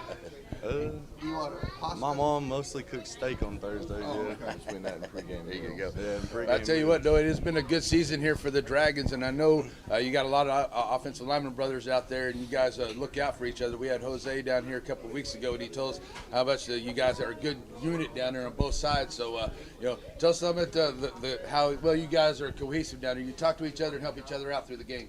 Yes, sir. Well, since we play both sides of the ball, we have to get it together and just, I don't know, we got to know what we're doing and keep our mindset straight to both sides. There you go. Well, I know you're having breakfast here, and I know we got a lot of things going on, but one little question here we always like to ask, what's it like being an offensive lineman, playing for the Shelbyville Dragons and this team? I'm just glad to be able to block for my quarterback, DJ Barnes. There you go. DJ Barnes, that is a great one to block for there, too. Yes, hey, sir. you guys did a good job blocking for Williams last night. What, do you have 4? I think you got 4, or you had a few touchdowns last night running the ball, too. So Yes, that's a good job. Y'all opened up for him last sir. night. You did a great job. First of all, what is your favorite play when it comes in and you go, yeah, that's what I've been waiting all game for? Probably this pull play that I do. Yep. We line up pretty fast. It's called the Talladega. Right. Line up fast. Get it? Well, into Talladega as fast? I see what you did there. That's good. Okay, so what's the play? Well. So you're a tackle, right? Yes, sir. Right tackle. You're right tackle. Mr. Pierce didn't ask that. So you're a right tackle for the Dragons, and so your favorite play is Talladega, and you pull. Mm-hmm. And who are you? Well, from right guard to the left tackle, they're all blocking down. And it's a 1, nobody blocks a 5, and I'm just smoking him. Oh yeah. And they're running out. Is it only you pulling, or is the guard pull as well? Just me. Okay. And what's the action in the backfield? Is it a counter play? Quarterback. Okay. As a quarterback. Okay. Yes, Okay. Also, and I want to talk to Coach Wager right here, too. And, Coach, I know that you've been part of the staff here, and you see these guys and coming along here and being part of the Shelbyville tradition. Great crowd and everything that comes along with it. Great administration. A lot of things happening there for the Shelbyville Dragons. So, great coaching staff you guys have there, too. So, Wallace and you guys have put together a good squad, and you got I think a team that is really buying into your program. So just give us a little bit about the Shelbyville program and how great it is, if you don't mind, Coach. Well, our staff, I mean, we're a really tight-knit group in the office. Fun guys to be around every single day, and we kind of feed off each other's energy. But, I mean, I think we're finally getting guys to start believing. You know, we're growing each week. And, I mean, I think the sky's the limit for this team. We're going to see how far we can go, maybe play into December. But it's a really fun group to be around, kids and coaches included. Right. Well, Shelbyville Dragons doing it great here, and got a tough task coming up too, guys. We got a big one on Thursday night, Halloween. Joaquin, unfortunately, took a tough loss there at the end to the Timpson Bears. They're going to be ready at their house. So, are y'all ready for the Rams? Yes, sir. All right, it's going to be a good one. It's going to be a good one. All right, so here we are at the Diamond Bee Cafe. It's pancake breakfast time. It's our third installation of this, and this was a unique one because I was sitting there in at the post game. We were talking. We got to figure out who the pancake lineman's going to be this week. And sure enough, as soon as Wallington starts up with the post game interview with Coach Meeks, the first thing this was a great win, or the crowd was great, like that. He goes, okay, now you know who the pancake offensive lineman of the week is going to be. I mean, that's the first thing he started off with, and he named you. So tell us who you are, and most incredibly, what grade you're in. My name is Jamarius Cannon. I'm a freshman. Right, you're a freshman. I mean, that is just unbelievable. I mean, I couldn't imagine being a freshman. I mean, I played 3 years on the varsity, but I couldn't imagine being a freshman and being out there because, I mean, you're still wet behind the ears. Yes, but you also play tackle, right? Yes, sir. And right or left? Right. Right tackle. So we had a good game last night. We had a big victory. But as we were talking before we came on, this was a Brownsboro team whose ability and whose capability doesn't match their record. That was a much better team than what their record indicates. Would you agree with that? Yes, sir. And then probably the strength of their team was actually probably their defensive line that you had to deal with. So who were you going up against most of the night? I was going against 58. Yep. Yeah, 58. Yeah. And 24. And what were they doing that was I mean, because it took a little bit for our run game to get going, I think. But it finally did, and we'll talk about that in a minute. But what were they doing that was able to kind of slow us down, at least at the beginning? 58 wasn't doing nothing, but 24. Yeah. He had a fast spin move that most of us can barely handle. So, right. Is that something you don't see very often? Somebody does that? Yes, sir. A spin move? Yeah, that can be frustrating. Let me ask you this. So we have a one play. Do you remember the touchdown that I believe it was Blueford that scored? The one he actually. Speaking of spins, he actually ran over a guy and then spun around him. But I think that was right behind you, wasn't it? Yes, sir. Well, let's talk about this. I mean, what's been your experience to be on varsity as a freshman? It's a blessing. I worked hard to get there. Okay, do you prefer to run block or pass block? I mean, I love pass blocking. Do you? Yes, sir. Let's talk about that because there's something else we had visited before the camera came on. Run blocking is just there are some skills required, but pass blocking is a much more requires skills. I mean, yes, is that something that you work on in practice? Yes, sir. What are some of the drills and things that you do to help your pass blocking? I have like very quick feet, so I kind of practice on that outside of school. Yeah. And in practice we do a lot of pass set blocking. Yeah. So a lot of footwork, right? That's what you're saying. And so as a freshman, I mean, how much do you bench? I bench around 2. I don't know my max, but it's around 2. Okay. And I'd take this guy too. Tell us about what it's like to be coached by this guy. He works me hard every day.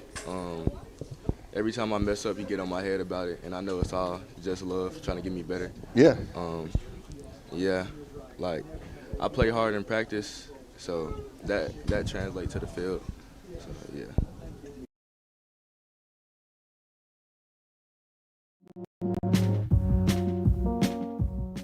Wallington Shire's Pierce Productions says thank you to the folks who sponsor these fine area teams. They include Blake Furniture, what you want, when you want it. Sandy Cox State Farm, she's your good neighbor. Watson & Sons, their family serving your family. Portacool, home of the new Apex Series fans. Joe's, don't take your car to a car wash, take it to a car spa. And Batters Law Firm, if your case matters, it's got to be Batters. Thank you for helping us celebrate Shelby County's athletes. When you're looking for tires, call on Haslam Tire or stop by US 84 East in Joaquin. And if you're buying passenger and light truck tires, make sure you take advantage of that $15 per tire road hazard warranty. At Haslam Tire, not only do they have a variety of different name brand tires, they also have a variety of services available like brakes, oil changes, and even Freon charges. So when you need tires, stop by Haslam Tire, US 84 East in Joaquin. Hey, folks, welcome back here to NetSN as it is a battle of the Toyac. Tied at 7, getting ready for the second half. Here's some halftime stats for you from our Farmer State Bank staff stats. And for the Timpson Bears, they had 5 drives. They had 1 no-good field goal. They had 1 touchdown. They had 3 punts. Had the ball for right at 11 and a half minutes into that half. And for the Garrison Bulldogs, they had 6 drives, 3 turnovers, 2 fumbles, and 1 interception. They had 1 into the half. 1 punt and 1 touchdown. They had the ball for a little over 12 minutes, almost 12 and a half minutes into that first half here. So good running the ball here by the Garrison Bulldogs. They have well over 200 yards rushing so far on the afternoon, and getting close to 100 yards rushing here for the Timpson Bears, and maybe about 150 yards total offenses. They got about 55 yards as far as passing goes, and it was a real clean game going back and forth here. Even though the turnovers by Garrison, they didn't turn in any points for the Timpson Bears, so that was good there for the Garrison Bulldogs. But it will be Timpson getting the ball to start the second half here as we get ready to go on our Farmer State Bank halftime show. Wrap it up here, and thanks to the bands as the teams are coming out. We'll be right back for the second half. It is on the way here on our Farmer State Bank halftime show. Wrap it up on NetSN. Serving our communities for over a century, Farmers State Bank continues to meet the financial needs of East and Central Texas. With roots that run deep, Farmers State Bank serves as a source of financial strength to meet the needs of our neighbors. From a comprehensive range of financial products to individual service, we remain dedicated to being a true community bank. Farmers State Bank, improving lives and fulfilling dreams. Alrighty, folks, we're back here as we get ready for the second half, checking in on some of these stats going on out here as Yarborough has got 98 yards and 16 for the other Yarborough. That was probably a matchup in there. Sometimes both Antonio as well as Avery get the 1s and the 10s mixed up there, kind of combine them there, but they've done a very good job. They will have over 100 yards rushing. Also, McGuire with 8 carries for 95 yards as well. He's got 3 of 5 for 21 yards, and they've got 5 penalties for 35 yards due to Garrison Bulldogs. And it's 7 of 10, 55 yards there for Parker. Garner's got 28 yards rushing on 6 carries. Parker's got 10 on 5 carries, and they've got 3 penalties for 30 yards so far. 7 first downs there for the Bears, 8 for the Bulldogs, and the Bears will get it to start the second half. So here we go, 7-7, and it kicks a little squibbler, and it's going to be taken right there. You're already down there and picked up. That is Caraway getting that stop right there. Timpson will get it. As it was squibbed along the ground right there, you got your ankles down and your knees down on the ground, you grab it to Brian, you're not allowed to advance the ball. So it is down right there. So we'll be at the 39-yard line for the Timpson Bears. First down and 10 for Parker in that offense. Get all my stuff out of y'all's way. There we go. Oh, only need 1 pencil. So here we go as Parker brings him to the line. He'll have Garner in the backfield with it. And they're going to hand off to Garner. He'll take it right up the gut, trying to follow his blockers. He's going to run into number 1. That is Christian Clark and a couple of other Bulldogs there. They bring him down after a gain of a few up to the 43-yard line for a gain of 4. It's up to me, fellas. If I was there, I'm giving it to Garner and letting him just run downhill with it. So we'll see what happens. Oh, there's a good one, too. Jefferson, 20. Texarkana Liberty IU, 27. That's a good ball game as well. Second down and about to 6 here. Going to give to Gardner once again. And straight ahead running. He'll take it up close to that first down marker. Still on his feet as they push him over to that far side. He'll have forward momentum up to about the 48-yard line. He'll be just short. That's a gain of 5 for Gardner. Third down and 1. So a couple runs here by Gardner got him up to 37 yards on 8 carries. Now it'll give a 3rd down and about 1 here for the Bears. Ball sitting on their own 48-yard line. I want to thank everybody watching wherever you are out there in this Battle of the Toyac 2024, brought to you by NetSN. And a great ball game here in Timpson tonight. Knew it was going to be. Here we go. It's going to hand off to Gardner once again. Gardner's going to be spinning around nice like spin move. Man, like a pinball out there, spinning around. He takes it into Garrison territory to the 47-yard line. First down for the Bears. Down to the 47. So that's another 5 yards there for Gardner. First down and 10 for the Bears. Keeping that clock rolling here. Down to 10.5 to go here in this 3rd quarter. And now Parker emptying out the backfield. On this first down play here for the Bears. Checking on the defense. Now checking on the sideline here. I think they're putting a little bit in the on that line there. Maybe stacking the box up a little. They'll back off the pressure. Now they bring it into the backfield now. Parker's going to have to turn the corner in, does. And he'll get above the 45-yard line down to the 44 for a gain of 3.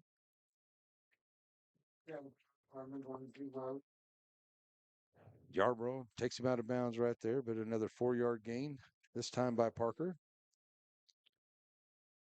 I think Coach Gandy may have decided here at halftime on some things. Hey, let's run the ball. Let's see if we can control the clock. Let's run the ball. We've done really well with running the ball.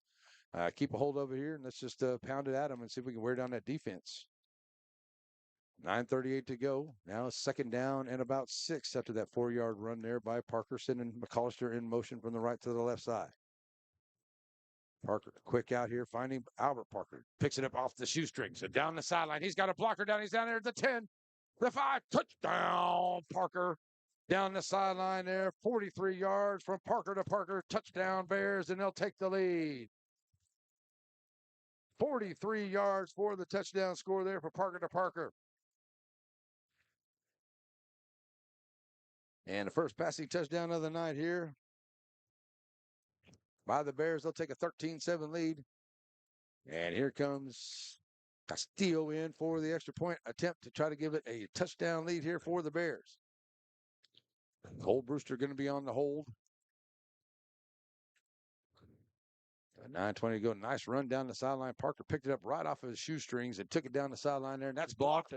And that chance now for the Bears or the Bulldogs to pick it up there and take it back for 2, but that's not going to be there. So the PAT is no good.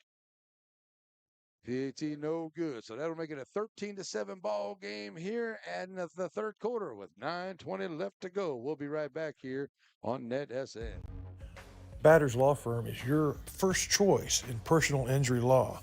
Jeff Batters and his staff lead the way in the area with Best of Nacogdoches and Best of Lufkin votes over the last several years. If your case matters, it's got to be Batters.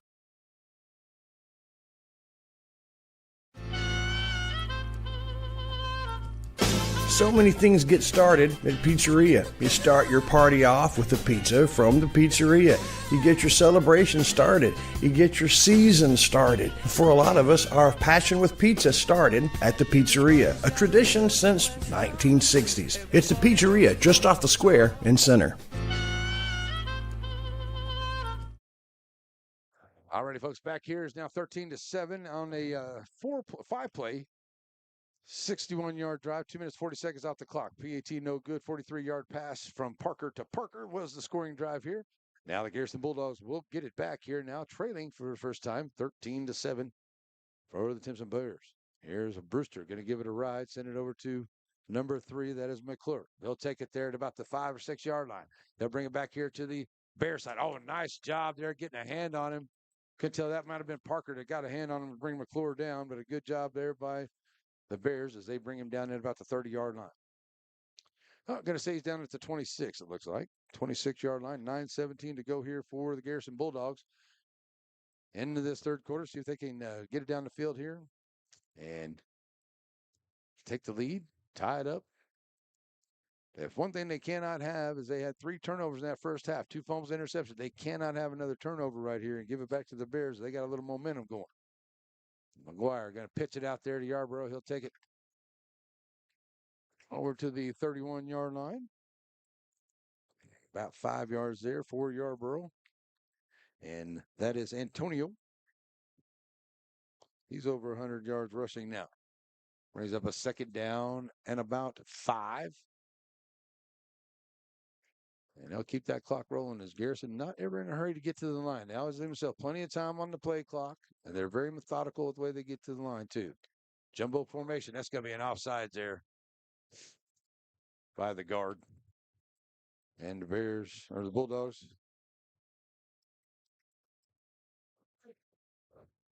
That's now 6 penalties for 40 yards for the Bulldogs here tonight. That's killing them. And a lot of those were in the last 30 seconds or last minute of that first half. Jeez. That took forever to get through. Painful. Well, we have 5 penalties back to back to back Just to back there. about. If you're just joining us, that's the way it was.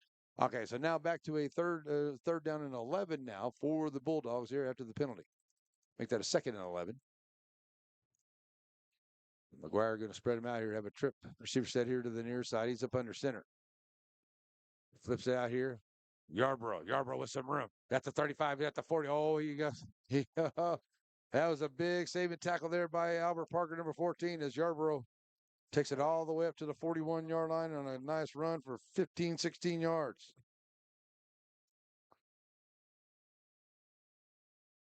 Another Ray Jones first down. That's number 9 on the night here for the Bulldogs. That keeps that clock rolling. They get down to 8 minutes to go in the third.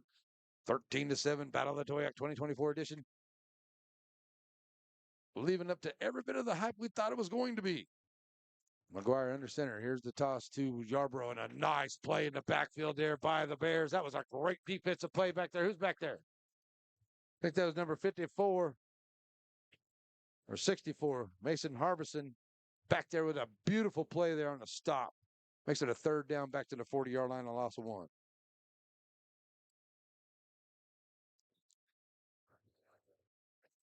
That was a great defensive stop there by the Bears. So now 3rd down and now 12 here for the Bulldogs. I formation. Toss here to Yarborough here to the near side. And some running room from Yarborough. And he's going to be tackled there about the 49-yard line.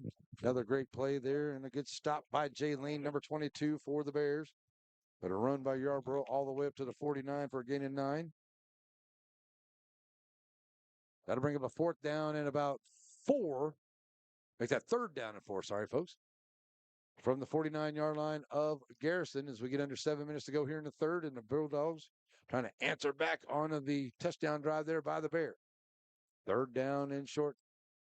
McGuire going to hold himself. He's across the 50. He'll have enough for a 1st down as he takes down to the 46-yard line. Good run there by the quarterback by the Bulldogs. This young man is a good player.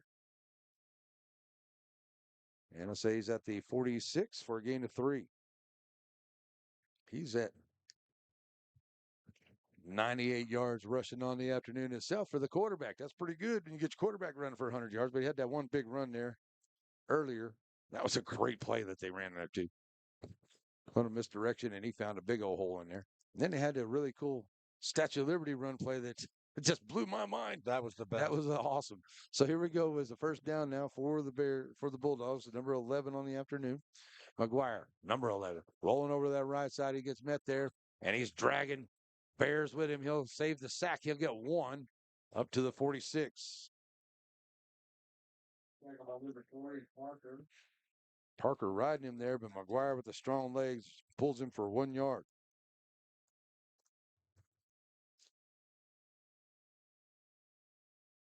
What it does, too, it keeps that clock rolling now down to 5:45 to play.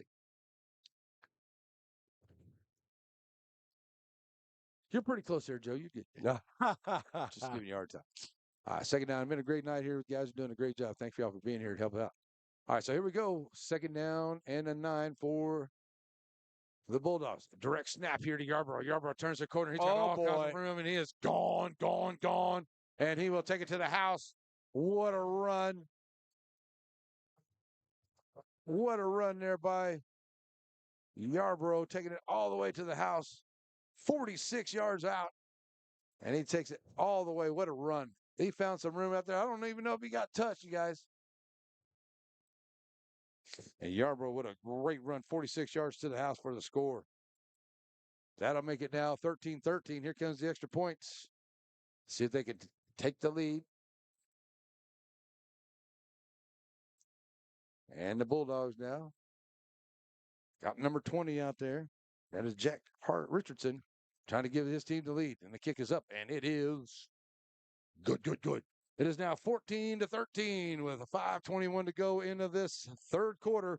And the Bulldogs now hack up by one, and the Bears are going to get it back. We'll be right back here on NetSN. At Watson & Sons, their family serves your family. It begins with their facilities, their inviting and warm chapel, and their elegant lobby, and their unique product room where you can shop for the choices your tribute requires.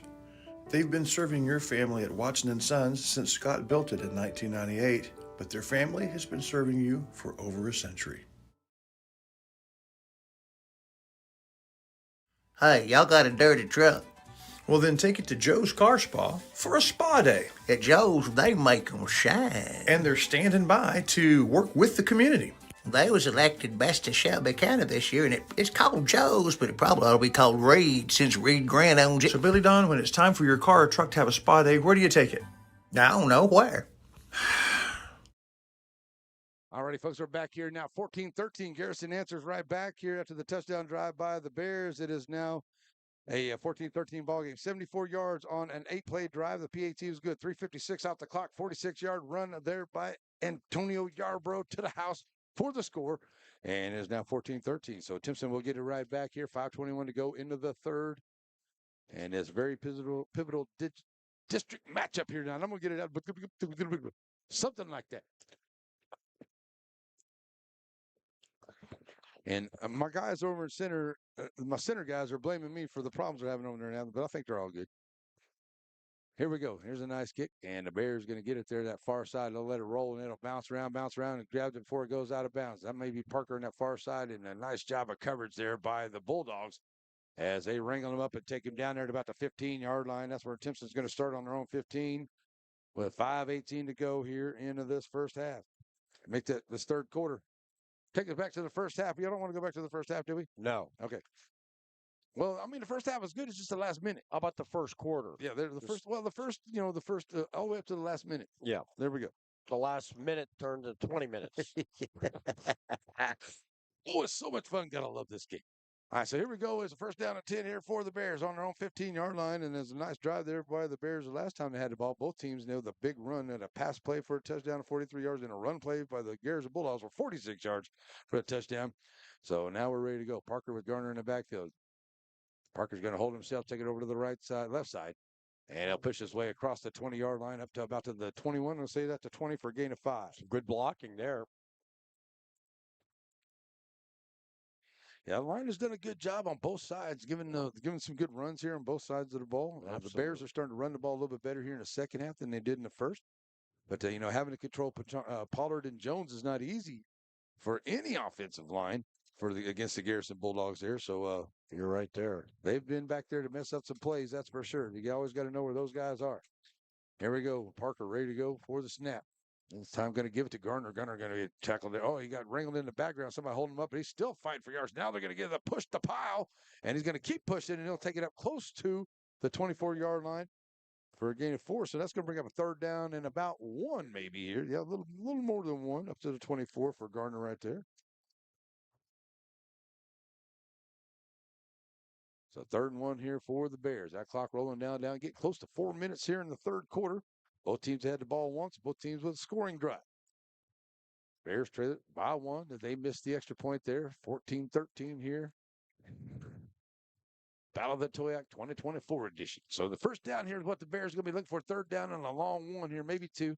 And Parker's going to take himself here on the flow play and stretch it out here, and he'll turn the corner. He's at that 30. He's at that 40. Midfield. That is J.J. Garner, and he is going bye, Garner. Bye, J.J. to the house. J.J. Garner to the house from 76 yards for the score. J.J. Garner, touchdown Bears.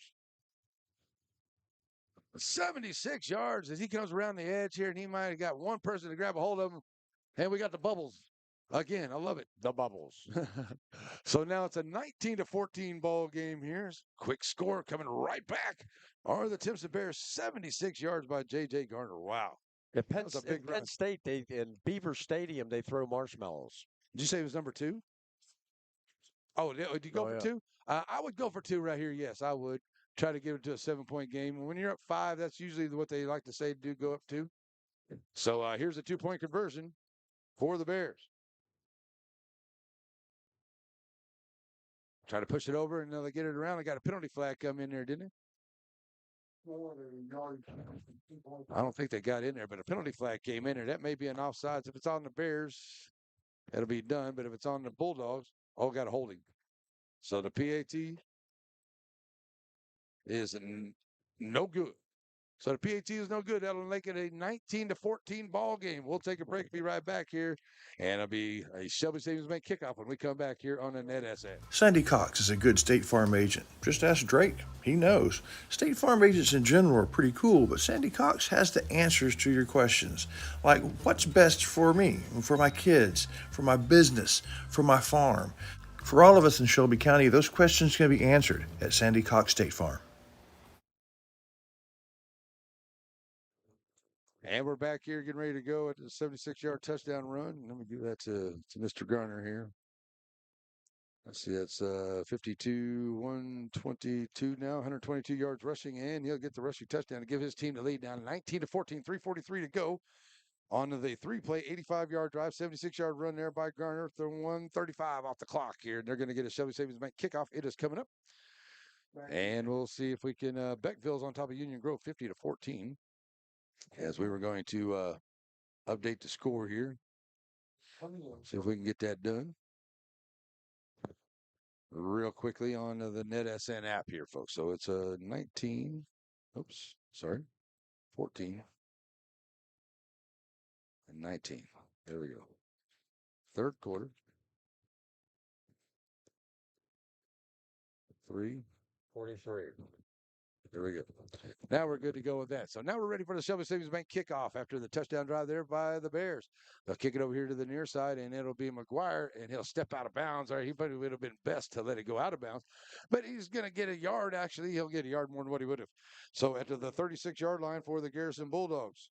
The 3:42 left to go here into this first quarter. Or, sorry, this third. I don't know why I keep on. In this third quarter. And I'll see a 21-20 score there for Center in Athens now. So we'll see how that comes about. Still rolling along with that one. Looks like St. Augustine was still up on Hemphill a while ago on some of the other scores.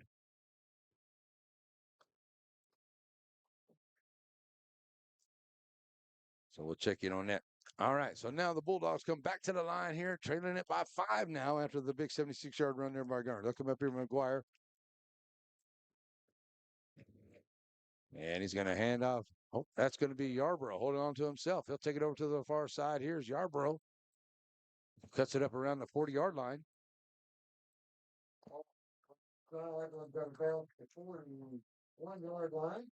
I see a penalty flag come in there late. He got a face mask onto the Bears.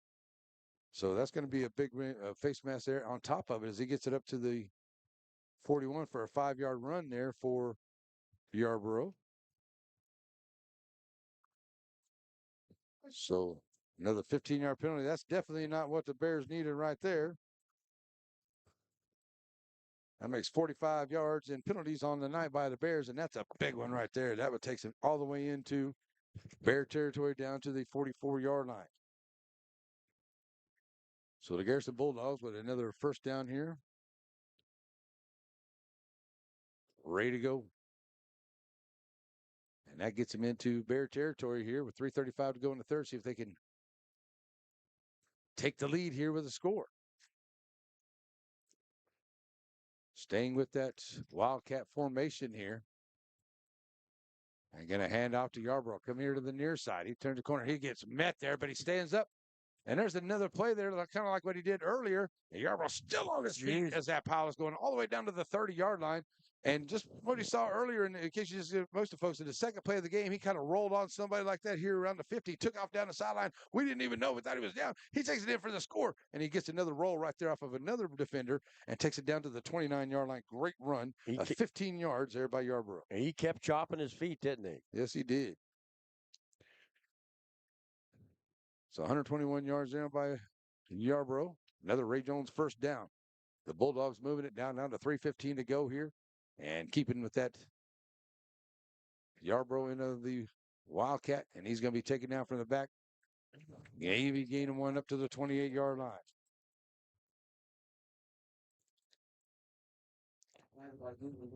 I don't know where McGuire's at, but he hasn't been in there. I haven't seen if he was on that sideline, maybe getting checked out or something, but I don't see him over there anywhere. So I'm not quite sure why the Wildcat formation going on here for Coach Alvarez, but he's got it going on. Now here comes McGuire back in here at quarterback. Coach doing a great job drawing it up here tonight. Coach Alvarez always. Great game plan, and he's mixing it up here as he brings Alvarez back out. Handing off to Yarbrough. Yarbrough takes it around the edge for the right side. We're going to get a penalty flag here to start. We're going to get an offsides on the Bulldogs before the start there. Another one for the Bulldogs here, boy, I tell you.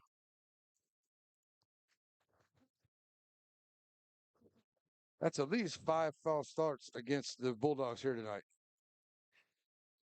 7 penalties, 45 yards. That'll back them up to the 33. Making it now a second down and 15 yards to go with 2:26 here in the third.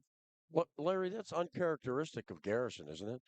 Yeah, I mean, the crowd could be the thing there, and it could be also, just make sure they're getting to certain places out there. But, yeah, a lot of penalties. Usually not a big thing here for the Garrison Bulldogs. Here we go. And once again, Yarbrough going to take it over to the far side, and the Bears ready for him this time. He'll get right back to the line of scrimmage for no gain at the 33. Bears doing a good job there to shut that down.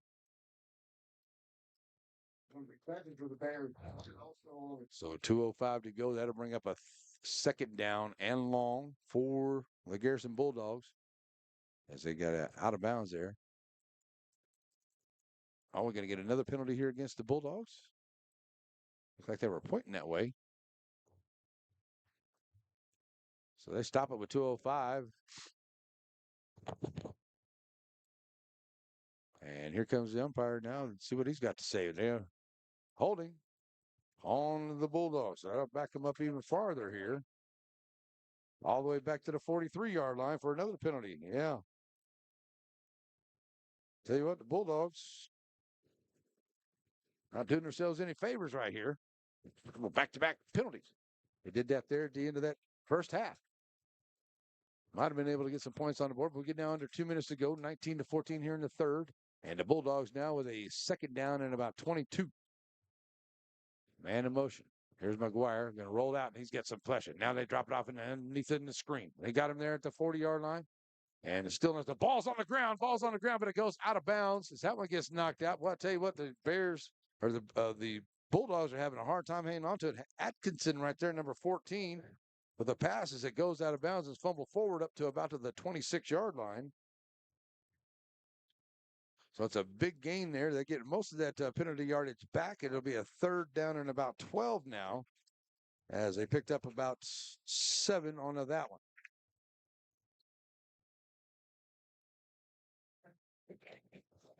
So brings up a third down and 12 here for the Bulldogs at the 20, make that the 31-yard line. And a lot of motion going out there, so make sure to get everybody set before you get ready to set in. And McGuire going to go off quick. Oh, goodness, that was almost knocked away. That's a behind the pass. And that was knocked away there. That was almost a backwards pass. That could have been real disastrous here for the Bulldogs. That's going to bring up a fourth down as a pass incomplete. And the Bears have held them here. Going to be fourth down now.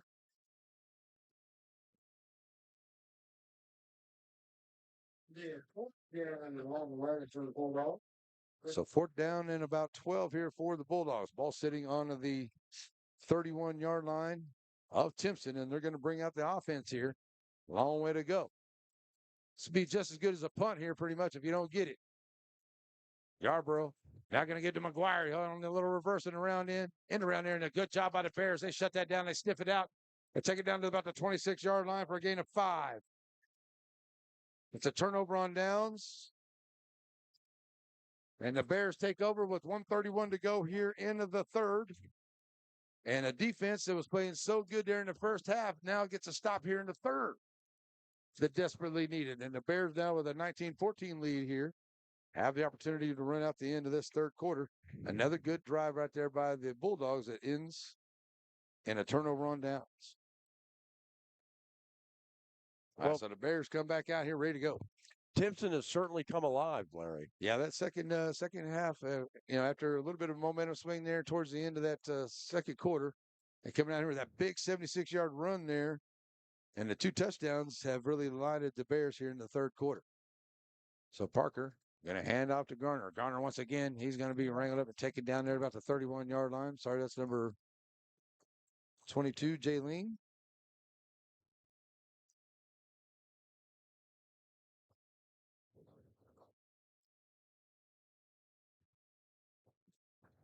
Up to the 31-yard line for a gain of 4 there by number 22.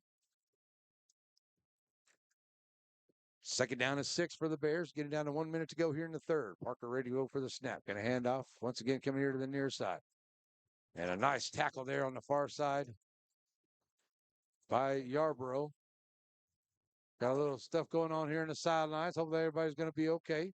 Let's get out of there and have no issues on the sideline. Don't need those extra penalty fouls. As the run. Yeah, it's like I have an injured Bear over there having a little trouble getting down, maybe some cramping. We got 2 Bears down on the field here. So we got a couple of injuries out here for the Timpson Bears. So with under a minute to go, we'll take a quick break and we'll be right back here on NetSN. At Watson & Sons, their family serves your family. It begins with their facilities, their inviting and warm chapel, and their elegant lobby, and their unique product room where you can shop for the choices your tribute requires. They've been serving your family at Watson & Sons since Scott built it in 1998, but their family has been serving you for over a century. Hope Community Medicine is a nonprofit faith initiative with the primary mission of providing quality health care to the people of East Texas, regardless of race, religion, socioeconomic status, or ability to pay.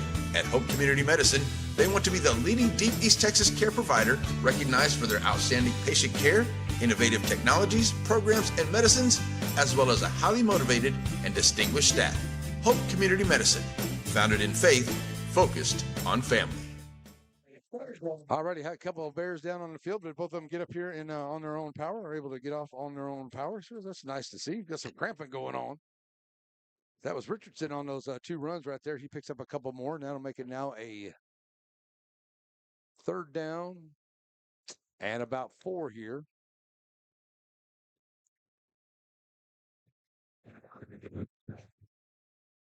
Third and 4 for the Bears.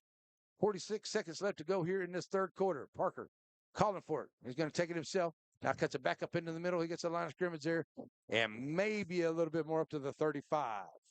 Gets 2. So you got 4th down coming up for the Bears. And that clock rolling now under 30 seconds to go.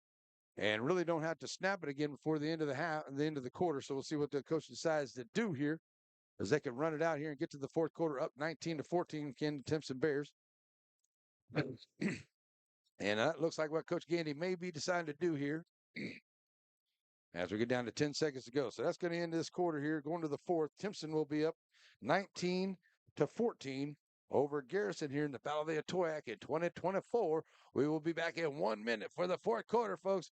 It's going to be good. Chef's Barbecue and Centers, open Tuesday through Friday, 10:30 to 5, and Saturdays, 10:30 to 2.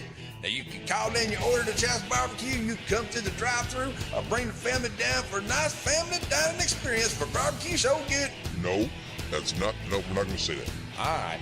Come on down to the center and enjoy some great barbecue at Chef's. How's that? That's good, thanks. Barbecue so good, make you want to slap your mama. Boy, that's not on the script. I told you don't be saying that.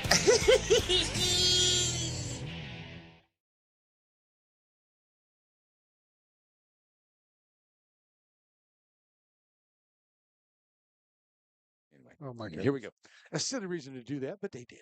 All right, so here we go to the fourth quarter. 19-14. Timpson Bears have the lead.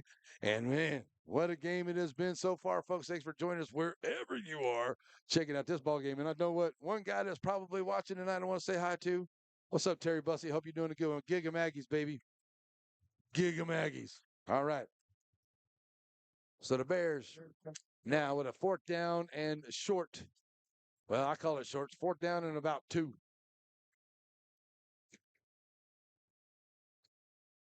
And coming to the line. Here come the Bears going to come to the line. That's Parker. Maybe trying to draw them off sides here a little bit. They've had a few penalties here against the Bulldogs. And they're going to call a timeout here. And tried to draw them off sides. So we're probably going to get a punt coming up here after that. So give us a little idea of what's going on out there, folks. Let's do a batter's scoreboard here as we're getting closer into the later parts of the games here. So we'll see if we can get some updates. I see, as we said yesterday, Joaquin Rams gets the win over Shelbyville, 44-28. Gilmer up 59-21 over Longview Spring Hill. Lovelady, I got 63-7 over Cushion now. It was up 83 to something a while ago, folks. Somebody pushed the wrong button there. Grapeland gets the win over Tenaha 46-0. Let's see, West Sabine on top of West Hardin 50-14. Beckville 50-15 over Union Grove. Mount Enterprise and Overton tied at 38. They're going to overtime on that one. Nice. Let's see, Wascom and Elizabeth Fields 35-14. Wascom up. Chapel Hill up 21-7 over Henderson. Let's see, let's get down here a couple down. Let's see, 45-12. St. Augustine Wolves. Go Wolves. Carthage up. Sinners trailing 26-29 to Athens right now. So that's your batter scoreboard. Here we go. So to the fourth quarter after the timeouts. The Bears. Are they going to try to go for it here? I don't think they're going to get it. As they try to run it over to that far side there. But I don't think they're going to get it there. And Jones coming out from underneath that pile. And it's definitely not going to be enough for a first down, I don't believe. And it's going to be a turnover on downs as the Bears not able to get it there on the run up to about to the 36-yard line. Getting one, needed 2. And it's a turnover on downs. So Garrison turns it over on downs. Now the Bears do. Bears still up 19-14. Garrison will get it back here.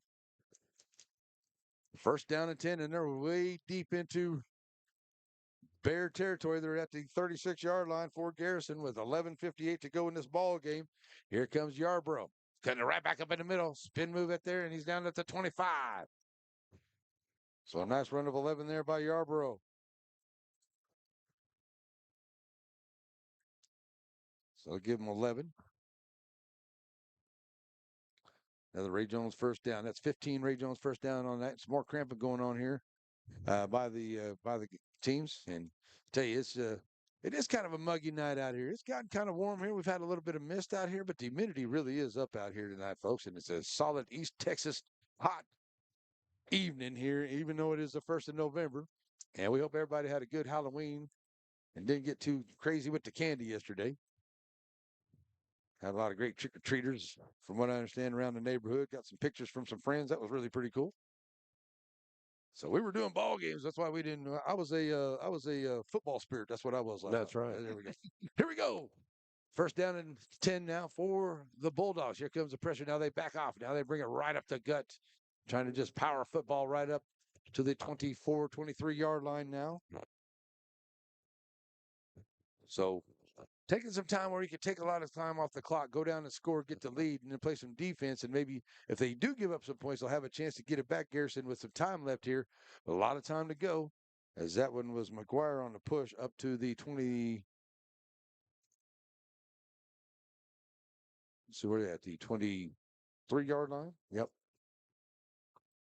Gain of 4. So back to that McGuire up under center. Jumbo package out there. Going to toss it here to McGuire. McGuire trying to turn, or Yarbrough trying to turn the corner. And he's going to be taken down there at about the 17-yard line. And I think they were trying to call for a face mask, but no call on that one. As it looked like Parker might have grabbed him up high, but no face mask, and taken down there is Yarbrough at the line of scrimmage for no gain. So, we stopped the clock. We did get a penalty flag out there. That's right. That's going to be a holding against the Bulldogs. Whoa. All right. So, holding against the Bulldogs, that'll back them up all the way back out to the 33-yard line on the penalty. Definitely not what the Bulldogs needed right there. They have really hurt themselves on penalties. That's 9 tonight so far for 65 yards on penalties. And they have come at the worst times for the Bulldogs, but still only down 5 and driving right now. It's a second down and long. Going to toss to Yarbrough, trying to turn the corner, but the Bears right there trying to shut that edge down. They'll get up some of that penalty yardage back up to about the 29-yard line for a gain of about 5 or 6.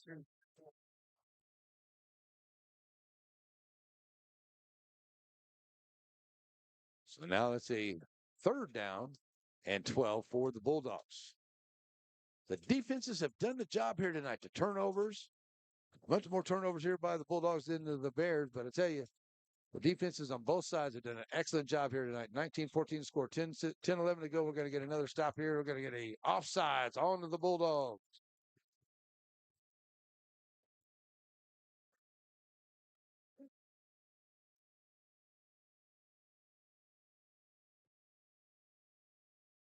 Well, I'll tell you what, I don't know how it is nowadays, but I know back in the day, whenever we got too many penalties like that as a team, we were doing some sprints. Oh, boy. I would not want to be there film day Monday. No. And doing sprints or tumbleweeds, that's not ever fun. Here we go. Now it's a third down. Make that a second down. And really long here for the Bulldogs. McGuire going to look to pass. Got a man down here on the far side. Going to look for him. Got 2 guys down there. Intercepted. And that's going to take him into the end zone there, onto the carry of the end zone. And it's going to be a touchback, as that's the 4th turnover by the Bulldogs here tonight. The 2nd interception. And that's going to go back to the Bears. And the Bulldogs, boy, I tell you, are just cannot turn the ball over like that. But they're still in it right here, even with the 4 turnovers. They got to make a stop right here. 9:44 to go. 19-14 Bears, and the Bears will get it back. Wow. That's a nice. They had 2 receivers down there, but also had good defenders down there as well. And it'll be a first down for the Bears, with 9:44 left to go here. So the Bulldogs now going to have to rely on that defense once again. It'll be a first down and 10 from the 20-yard line after the interception. So that's the 4th turnover tonight. No turnovers, I don't believe, by the Bears. They didn't have a turnover in that first half. Nope. And they had one that got away from them, but they were able to get back on top of it. Here's some more cramping going on out there by the players out here tonight. So 9:44 to go. Coming up on Tuesday, folks, make sure you join us on the NFHS network, as we will be volleyball playoff time. And we're going to follow the Shelbyville Lady Dragons. They'll be down in Jasper to take on Evadale. That's our plan, to go down there to cover that game. And then next week, we have Thursday night football in West Sabine. And then Friday night, we don't know where we're going to be yet. I don't know. It's just, maybe there's so many good games, and just flip a coin and figure out where, or throw a dartboard at something. We're going to go to that game right there. But that's where we're going to go for myself and Joe next week. And good job. Young men are getting up here, I'll tell you. Cramps are getting the guys tonight. Are playing hard, too. So here we go now after the injury timeouts. First down and 10 from the 20-yard line after the interception. And the Bears looking to get down the field. I'll tell you, if they could take a good chunk of time off here, well, if they can score quickly, it doesn't matter. If they can score, it's going to make it hard on the Bulldogs, whether they do it fast or take a lot of time off. Especially if they take a lot of time off, it'll make it even harder for the Bulldogs.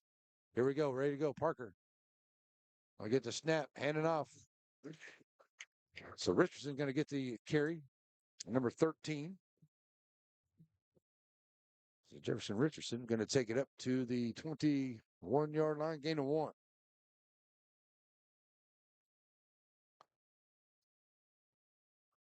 So letting Richardson get some tight time in there, as running back say, let him eat up them yardage.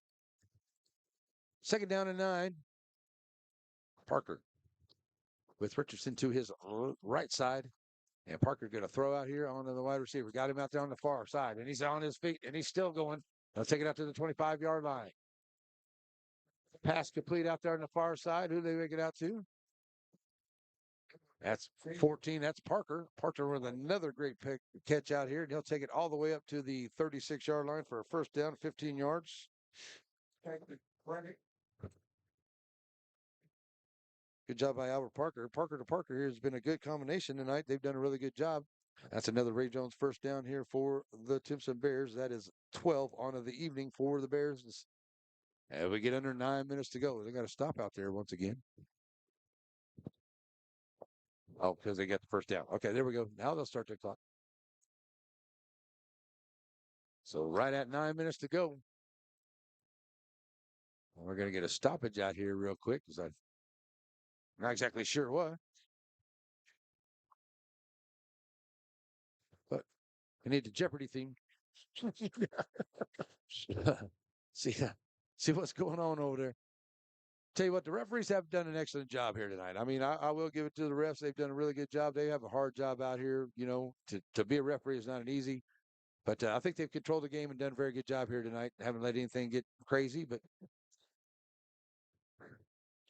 calling it good on both sides, I do believe.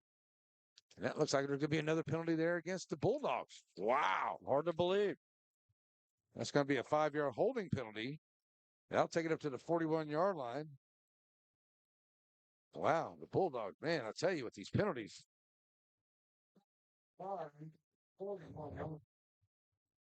That's now 75 yards of penalties. It's almost a touchdown drive. So here we go. And now a first down and 5 after the penalty. Garrison showing some pressure here. They're going to give it to Richardson. He'll take it up into the middle. He's going to be met there by the Bulldog front. And he'll get up to the 41-yard line for no gain.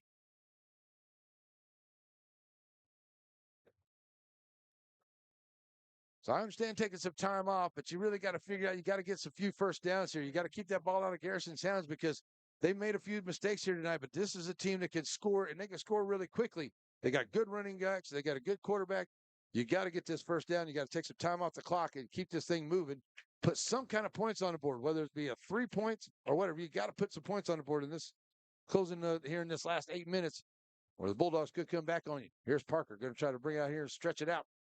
He'll turn it back up, and he'll lose the yard. No, they'll give him back to the line of scrimmage there. No gain on the play.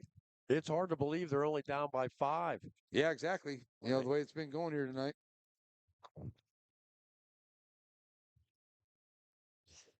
So no gain on that play. That's going to bring up a third down and about 5 here. We got the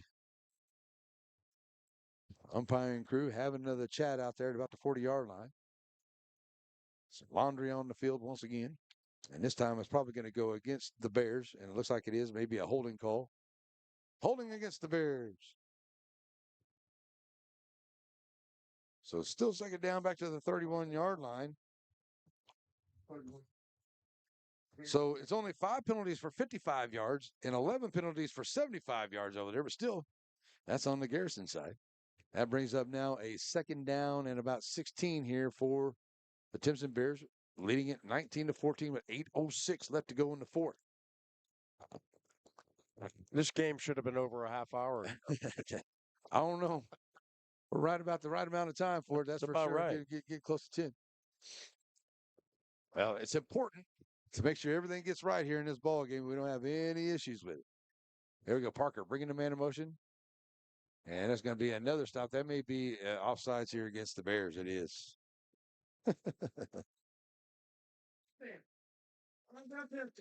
I don't think I've ever seen a football game with more penalties. Seriously. Oh, I have. You have? Oh, yeah. Oh, yeah, definitely. I've seen some games where I'm like, almost every time I turn around, there's a penalty out there on something. There's a hold. There might have been 8 or 9 holds in that game. You know, all kinds of offsides. It was false start at your own home you're not supposed to have. Exactly. So that backs him back up now. So we go back to a second down and about 20 now for the Bears. And we get another whistle. Oh, my God. That could be another offsides on the Bears. I think it is. When I played ball, we were taught to watch the football. And when it moves and it's snapped, then you move, right? That's what you're supposed to. Well, So apparently back to the 21-yard line. So not working 3 out. penalties back to back to back here against the Bears. Has them all the way back to the 21-yard line. And it's now second down in a cab ride. Somebody might need to call Uber. See if we get the Bears a first down here up to the 46, 47-yard line. So they'll start that clock as they get down to 7.5 to go. Play clock down under 10. As now Parker brings him up. And he's going to have to get this thing snapped here, and he'll get it snapped right around 1. And he will. Parker rolling over to his right side there. Almost drops the ball. Throws it up here. Got his man in the middle. And he'll make the catch there at about the 35-yard line. Should be getting most of that scrimmage yardage back, or that yardage back there.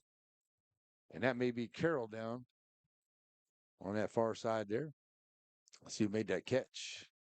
That defender was all over him. That was a good catch. That was number 5, McAllister, made that catch right there. So that makes the 3rd down and 12 here on the pass play. Gets it all the way back up to the 34-yard line. So that's a good 13 yards there to McAllister.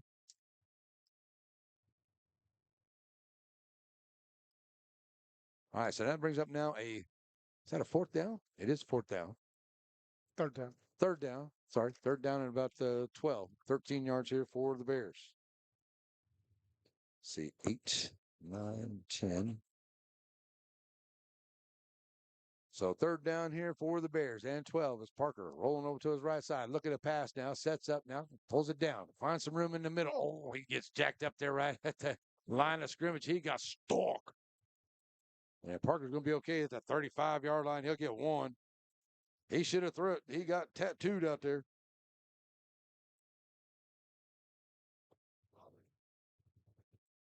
So that's 90. Was that Cole Brewster on the tackle? I think so. Somebody out there laid him up pretty good. I think it's 15. Devin Moreland, I believe.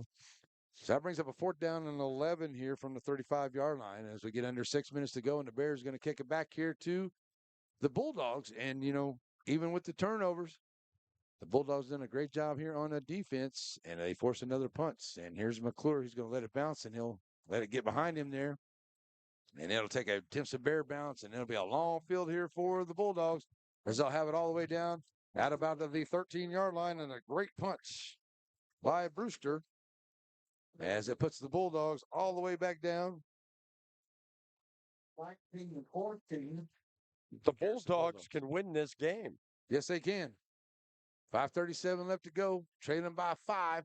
And it's kind of the scenario that they may have, not saying that they planned it, but it's a scenario that they could have worked out here that really worked out for them. As they get the ball now, a long drive down here, all they got to do is keep the ball. They turned the ball over 5 times so far tonight. They got to keep the ball and get it down there, but they got to have a touchdown. So all the way down there at the 13-yard line here for the Garrison Bulldogs. Here we go with McGuire. Going to hand off to Yarborough. Yarborough taking it right up the gut. And he'll take it up above the 15 there to about the 18-yard line. He'll pick up about 5. So 2nd down and 5. And that clock's still rolling. 5:20 to go. Yeah, you're right, Joe. Like I said, set it up here real good. Get the ball back here. It's made a stop. Get the ball back here with about 6 minutes left to go. And we're going to get a stoppage of play here.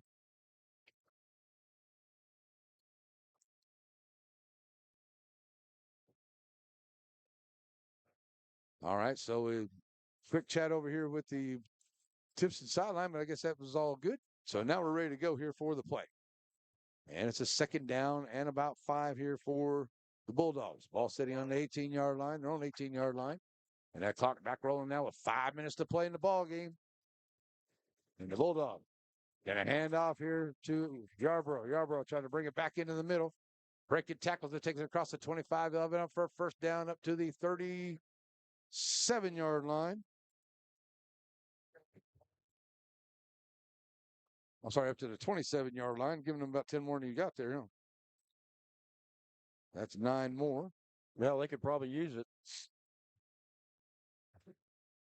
So that brings up now another Ray Jones 1st down for him. That's 16 on in the evening for the Garrison Bulldogs. Here's the toss to Yarborough. Yarborough taking it over to the left side. He's got some room. He's at the 40. He's at the 50. He got 2 guys to beat. He's at the 30, the 20, the 10. Touchdown, Bulldogs. with 4:25 to go. Yarborough takes it to the house from 73 yards away, and he runs it over to the left side and down the Bulldogs sideline. Touchdown, Bulldogs. They're now up 20-19. How about that? Wow.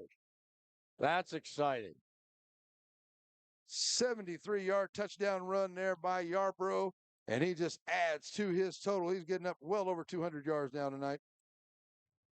73 yards on that one. That'll give him actually 205 yards on the night with a second rushing touchdown. And with 4:25 to go, it's 20-19. Real quick score there by the Bulldogs. But does that leave a lot of time left back here for the Bears?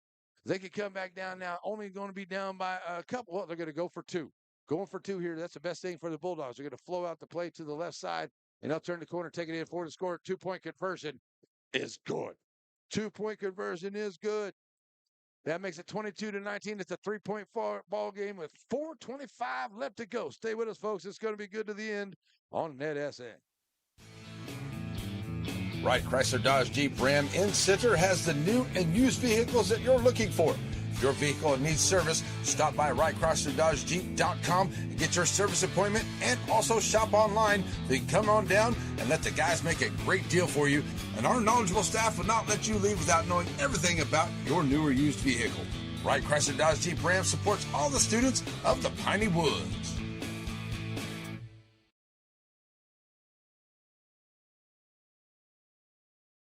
Chef's Barbecue and Center is open Tuesday through Friday, 10:30 to 5, and Saturdays, 10:30 to 2. Now, you can call in your order to Chef's Barbecue. You can come through the drive-thru or bring the family down for a nice family dining experience for barbecue so good. No, we're not going to say that. All right. Come on down to the center and enjoy some great barbecue at Chef's. How's that? That's good, thank you. Barbecue so good, make you want to slap your mama. Boy, that's not on the script. I told you don't be saying that. Oh, like Mr. Chaps Barbecue, too. We'll get on down to Chaps Barbecue. Got some good ribs, man. Oh, yeah. Chaps Barbecue got some good ribs. All right, so here we go. Here's the situation. It's 22-19, 4:25. Battle of the Toyac. 2024 edition has been everything we thought it was going to be. 5 plays, 87 yards, 73-yard touchdown run there by Yarborough. Give the Garrison Bulldogs the lead, 22-19, taking right at 1 minute and 12 seconds off the clock for the Bulldogs. Here we go with the kick, and it gets past the back line there for the Bears. Pick it up there at about the 5-yard line. Now coming back. Oh, we get tripped up and flying up in the air there. Well, that's going to be another penalty now. right there. Now, why, when they're up, why would he do that? The rivalry game issues. That's the only thing I can think of. But no penalty flag out there? Okay. Are you kidding me? No penalty flag out there. I guess they got tired of throwing it. Incidental They contact. had enough of the flag. Incidental contact. It was a little bit of that NBA dancing there. Yeah, a little flopping. Yeah. Nothing but actors, NBA. 4:21 to go. The Bears have it. And they will have it on their own 15-yard line, 85 yards away from the end zone here, trailing by 3. And here we go. Parker bringing him to the line with an empty backfield. And we're going to get a stoppage of play here, and maybe I don't know, it's over on the far side there for the Bulldogs. See what they're calling for over there. There wasn't no penalty over there. It was just the umpire, the judge, sideline official calls for a stoppage over there. I don't know, maybe Coach Alvarez was having a chat. I'm not quite sure, but the Garrison Bulldog crowd is up on them over there for something. All right, so now we're ready to go. I think the Bulldog crowd is saying, hey, let's play some football, guys. Yeah. Come on. It's about time they make some noise for their team. Here we go. Parker going to hold himself, try to bring around the edge, and he gets past the one guy, and he'll take it across the 20-yard line. Up to about the 21 is where he's going to be out for a gain of 6. Stopping the clock with 4:14 to go.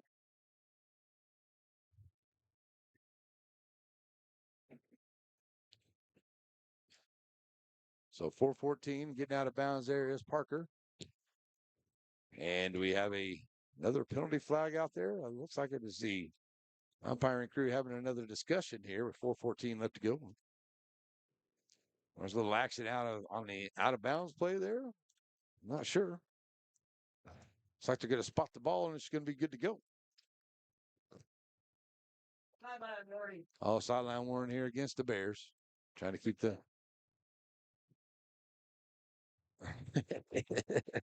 love the crowd. 4:14 to go. Here we go after the sideline warning. New Diana up 41-15 on Arby. That's a big one right there. New Diana's having themselves a heck of a year this year. 4:14. Here we go. The Bears. Second and short. Get a handoff. Trying to get it right up the gut there. Richardson. Line of scrimmage. That's about it.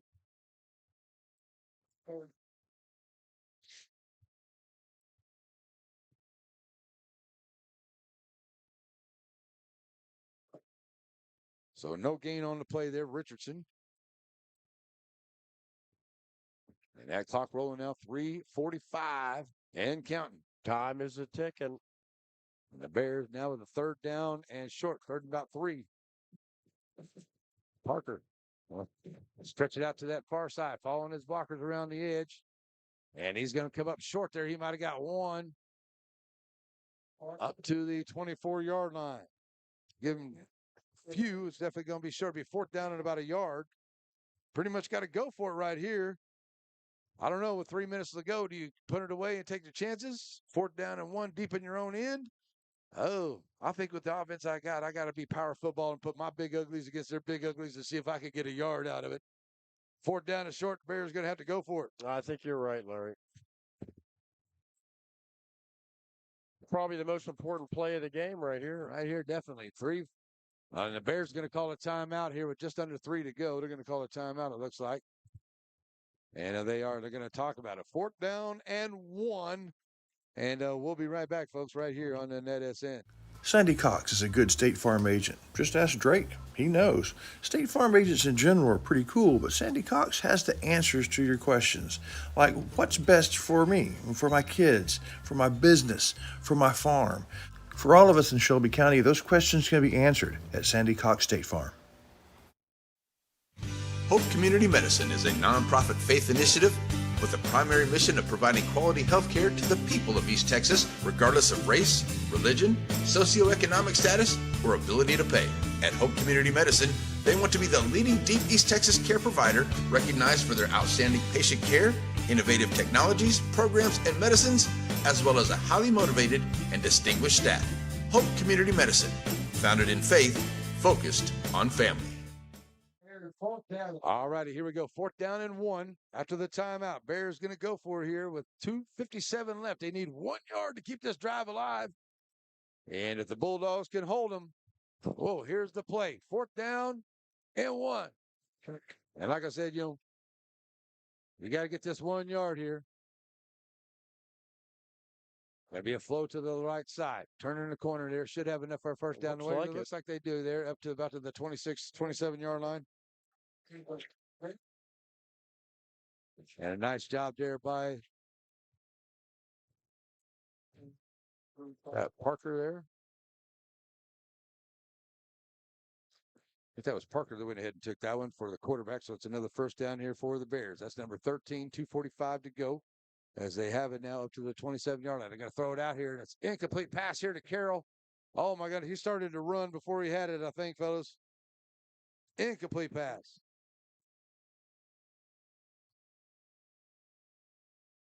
Ten of 14, 126 yards, the 1 touchdown for Parker tonight. And that one was good there to Carroll, but he just, I think he had aspirations of running down the field pretty quick before he was able to bring it in. So that brings up now 2nd down and 10, 2:39 to go. That does stop the clock. That's kind of beneficial here for the Bears. They're trailing by 3, 22-19. Parker throws it over to the back. That's intercepted. Boy, they got knocked away. Boy, I tell you what a great play there on the far side by the Bears. Tell who that was. That might have been Garner over there, as it was intercepted, but Garner knocked it away for the incomplete pass and saving it for the Bears to keep this drive alive with 2:33 to go. Receiver turns defender.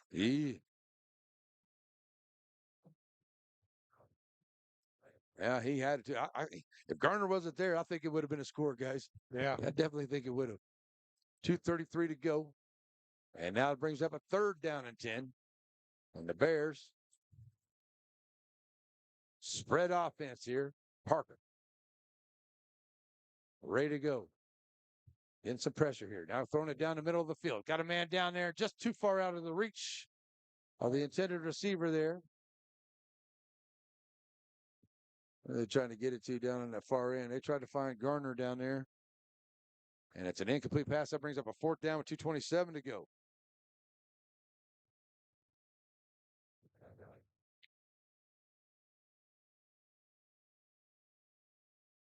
I think if you knew you was going to go 4 downs, you should have just got a little bit and a little bit. Yeah. Push with a few runs, and then Right. I don't mind the downfield pass maybe on 1st or 2nd down here, but now you got yourself in a 4th down and 10, and that's a hard one right there.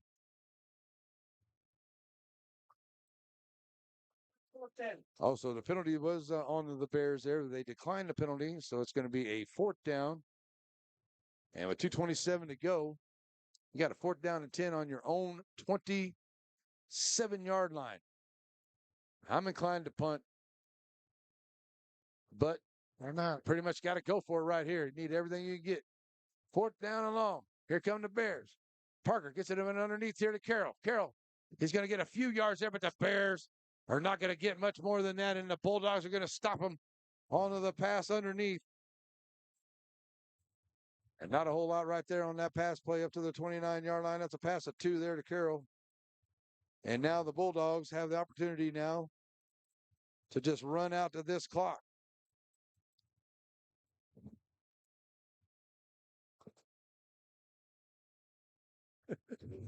Got the Garrison Bulldog radio crew guys next to us over there. Those guys are awesome, man. I love those guys. All right, so now it's a 1st down and 10 here for the Garrison Bulldogs as they bring up here now. All they got to do is just run out this clock. I formation for the Bulldogs. Pitch it over here to Yarborough. Yarborough going to be hit there at the line of scrimmage. And the Bears do have the 1 timeout, but they're going to have to let this run. And the Bulldogs are not going to be in a hurry after picking up 1 yard there for Yarborough. 2nd down and 9 from the 28-yard line now. That clock will roll down to 2 minutes. So next week's game right now, if it holds true, Joaquin and Garrison in Garrison. That's it. That's going to be the slobber knocker in the Piney Woods, boy. So coming to the line, Garrison Bulldogs coming back up here. They're taking their time now, under 10 on the play clock. We're looking every second off that clock. McGuire doing a great job running the clock here tonight for the Bulldogs. Handing off to Yarborough up the gut, still on his feet. Still on his feet. He's going to have enough for a 1st down. They'll take it inside the 15, down to the 13. It's a 1st down for the Bulldogs. And this has got to feel good here for the Bulldogs, folks, after the Bears were able to get the Bulldogs both times last year. And now the Bulldogs have a chance to come back here and get this win here today. But well, there's not many Timpson fans left. Timpson fans are mass exodus. They're mass exodus. Elvis has left the building. Maybe leaving too early. You never know what can happen. A ball could pop out, come running back the other way with it. You're 100% right. I've seen that tonight a couple of times You're here. The ball's 100% lost. right. You know, gets another good run right up the gut there, and that's going to be down to 1 minute to go. And down to the 10-yard line, and under a minute left. And that's going to roll out to this clock right here, folks, as it looks like the Timpson Bears are going to fall to the Garrison Bulldogs here tonight. So we'll have another play or so here. Is it still Bulldog football here? 2nd down. And about 30 seconds to go. Most definitely be the final play of the game here, unless the Bears call timeout. And it could be the most beautiful play of football. That's victory formation. Nope, they're going to push it ahead just a little bit. And that'll stop it there inside the 5. And that's going to run down the clock. It's going to be a victory for the Garrison Bulldogs. The Bulldogs will win it 22-19 over the Timpson Bears here this evening. What a football game, fellas. What a football game it was. And that's going to do it. And the Garrison Bulldog fans are excited about that. And they're going to get the victory here tonight. All right, folks, that's going to wrap up the ball game here. We got our Aurora Concepts post-game show. That is coming up. We got it for you, folks, as the Garrison Bulldogs get the win of the Battle of the Toyac 2024 edition, 22-19. Aurora Concepts postgame show coming up. Aurora Concepts, Primary Care Center, and just behind it, Medical Specialist Center, is a team supervised by Dr. Jane Todd and led by Don Barnes. They're professionals. They provide good family care to everyone in the family. They're also your center for testing and vaccinations. When there's something wrong and you don't know what, call Aurora Concepts.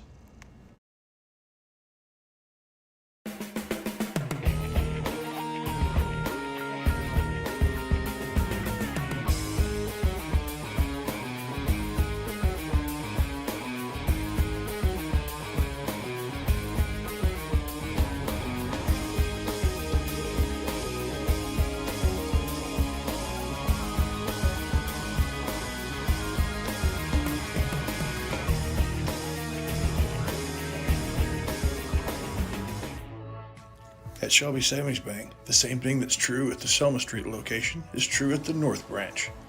It's where banking meets the smile. They're not just friendly tellers, they're your friendly tellers. And the smile on Manager Janet's face, it's contagious. When you say Shelby Savings Bank is your friendly hometown bank, well, you hit it right on the nose. All righty, folks, come back here to wrap it up on our Aurora Concepts post-game show, and we were talking a little bit about our player of the game, and, Antonio Yarborough, I think, has got to be the man here, even though McGuire, I think their quarterback did a very good job out there, but I think that I'm going to give it to Antonio Yarborough, fellas. I don't know if you guys can agree with me or not, running the ball for a little over 200 yards and that big back-breaking run right there at the end to give him the lead. That was big for them. So Antonio Yarborough, he is our Dairy Queen player of the game for the Garrison Bulldogs. For the Timpson Bears, I'll tell you, there's a lot of guys out there, but, I really like what Parker did out there. The quarterback did really, really well and didn't throw any interceptions, so we had a touchdown out there, and he did really good. So I'm going to go with Parker, number 3. That would be Braylon Parker for the Timpson Bears, our Dairy Queen player of the game right there. So for Parker, as I said, he went 11-17, 128 yards. Like I said, mine are not official, but they're pretty close, folks. 1 touchdown, no interceptions.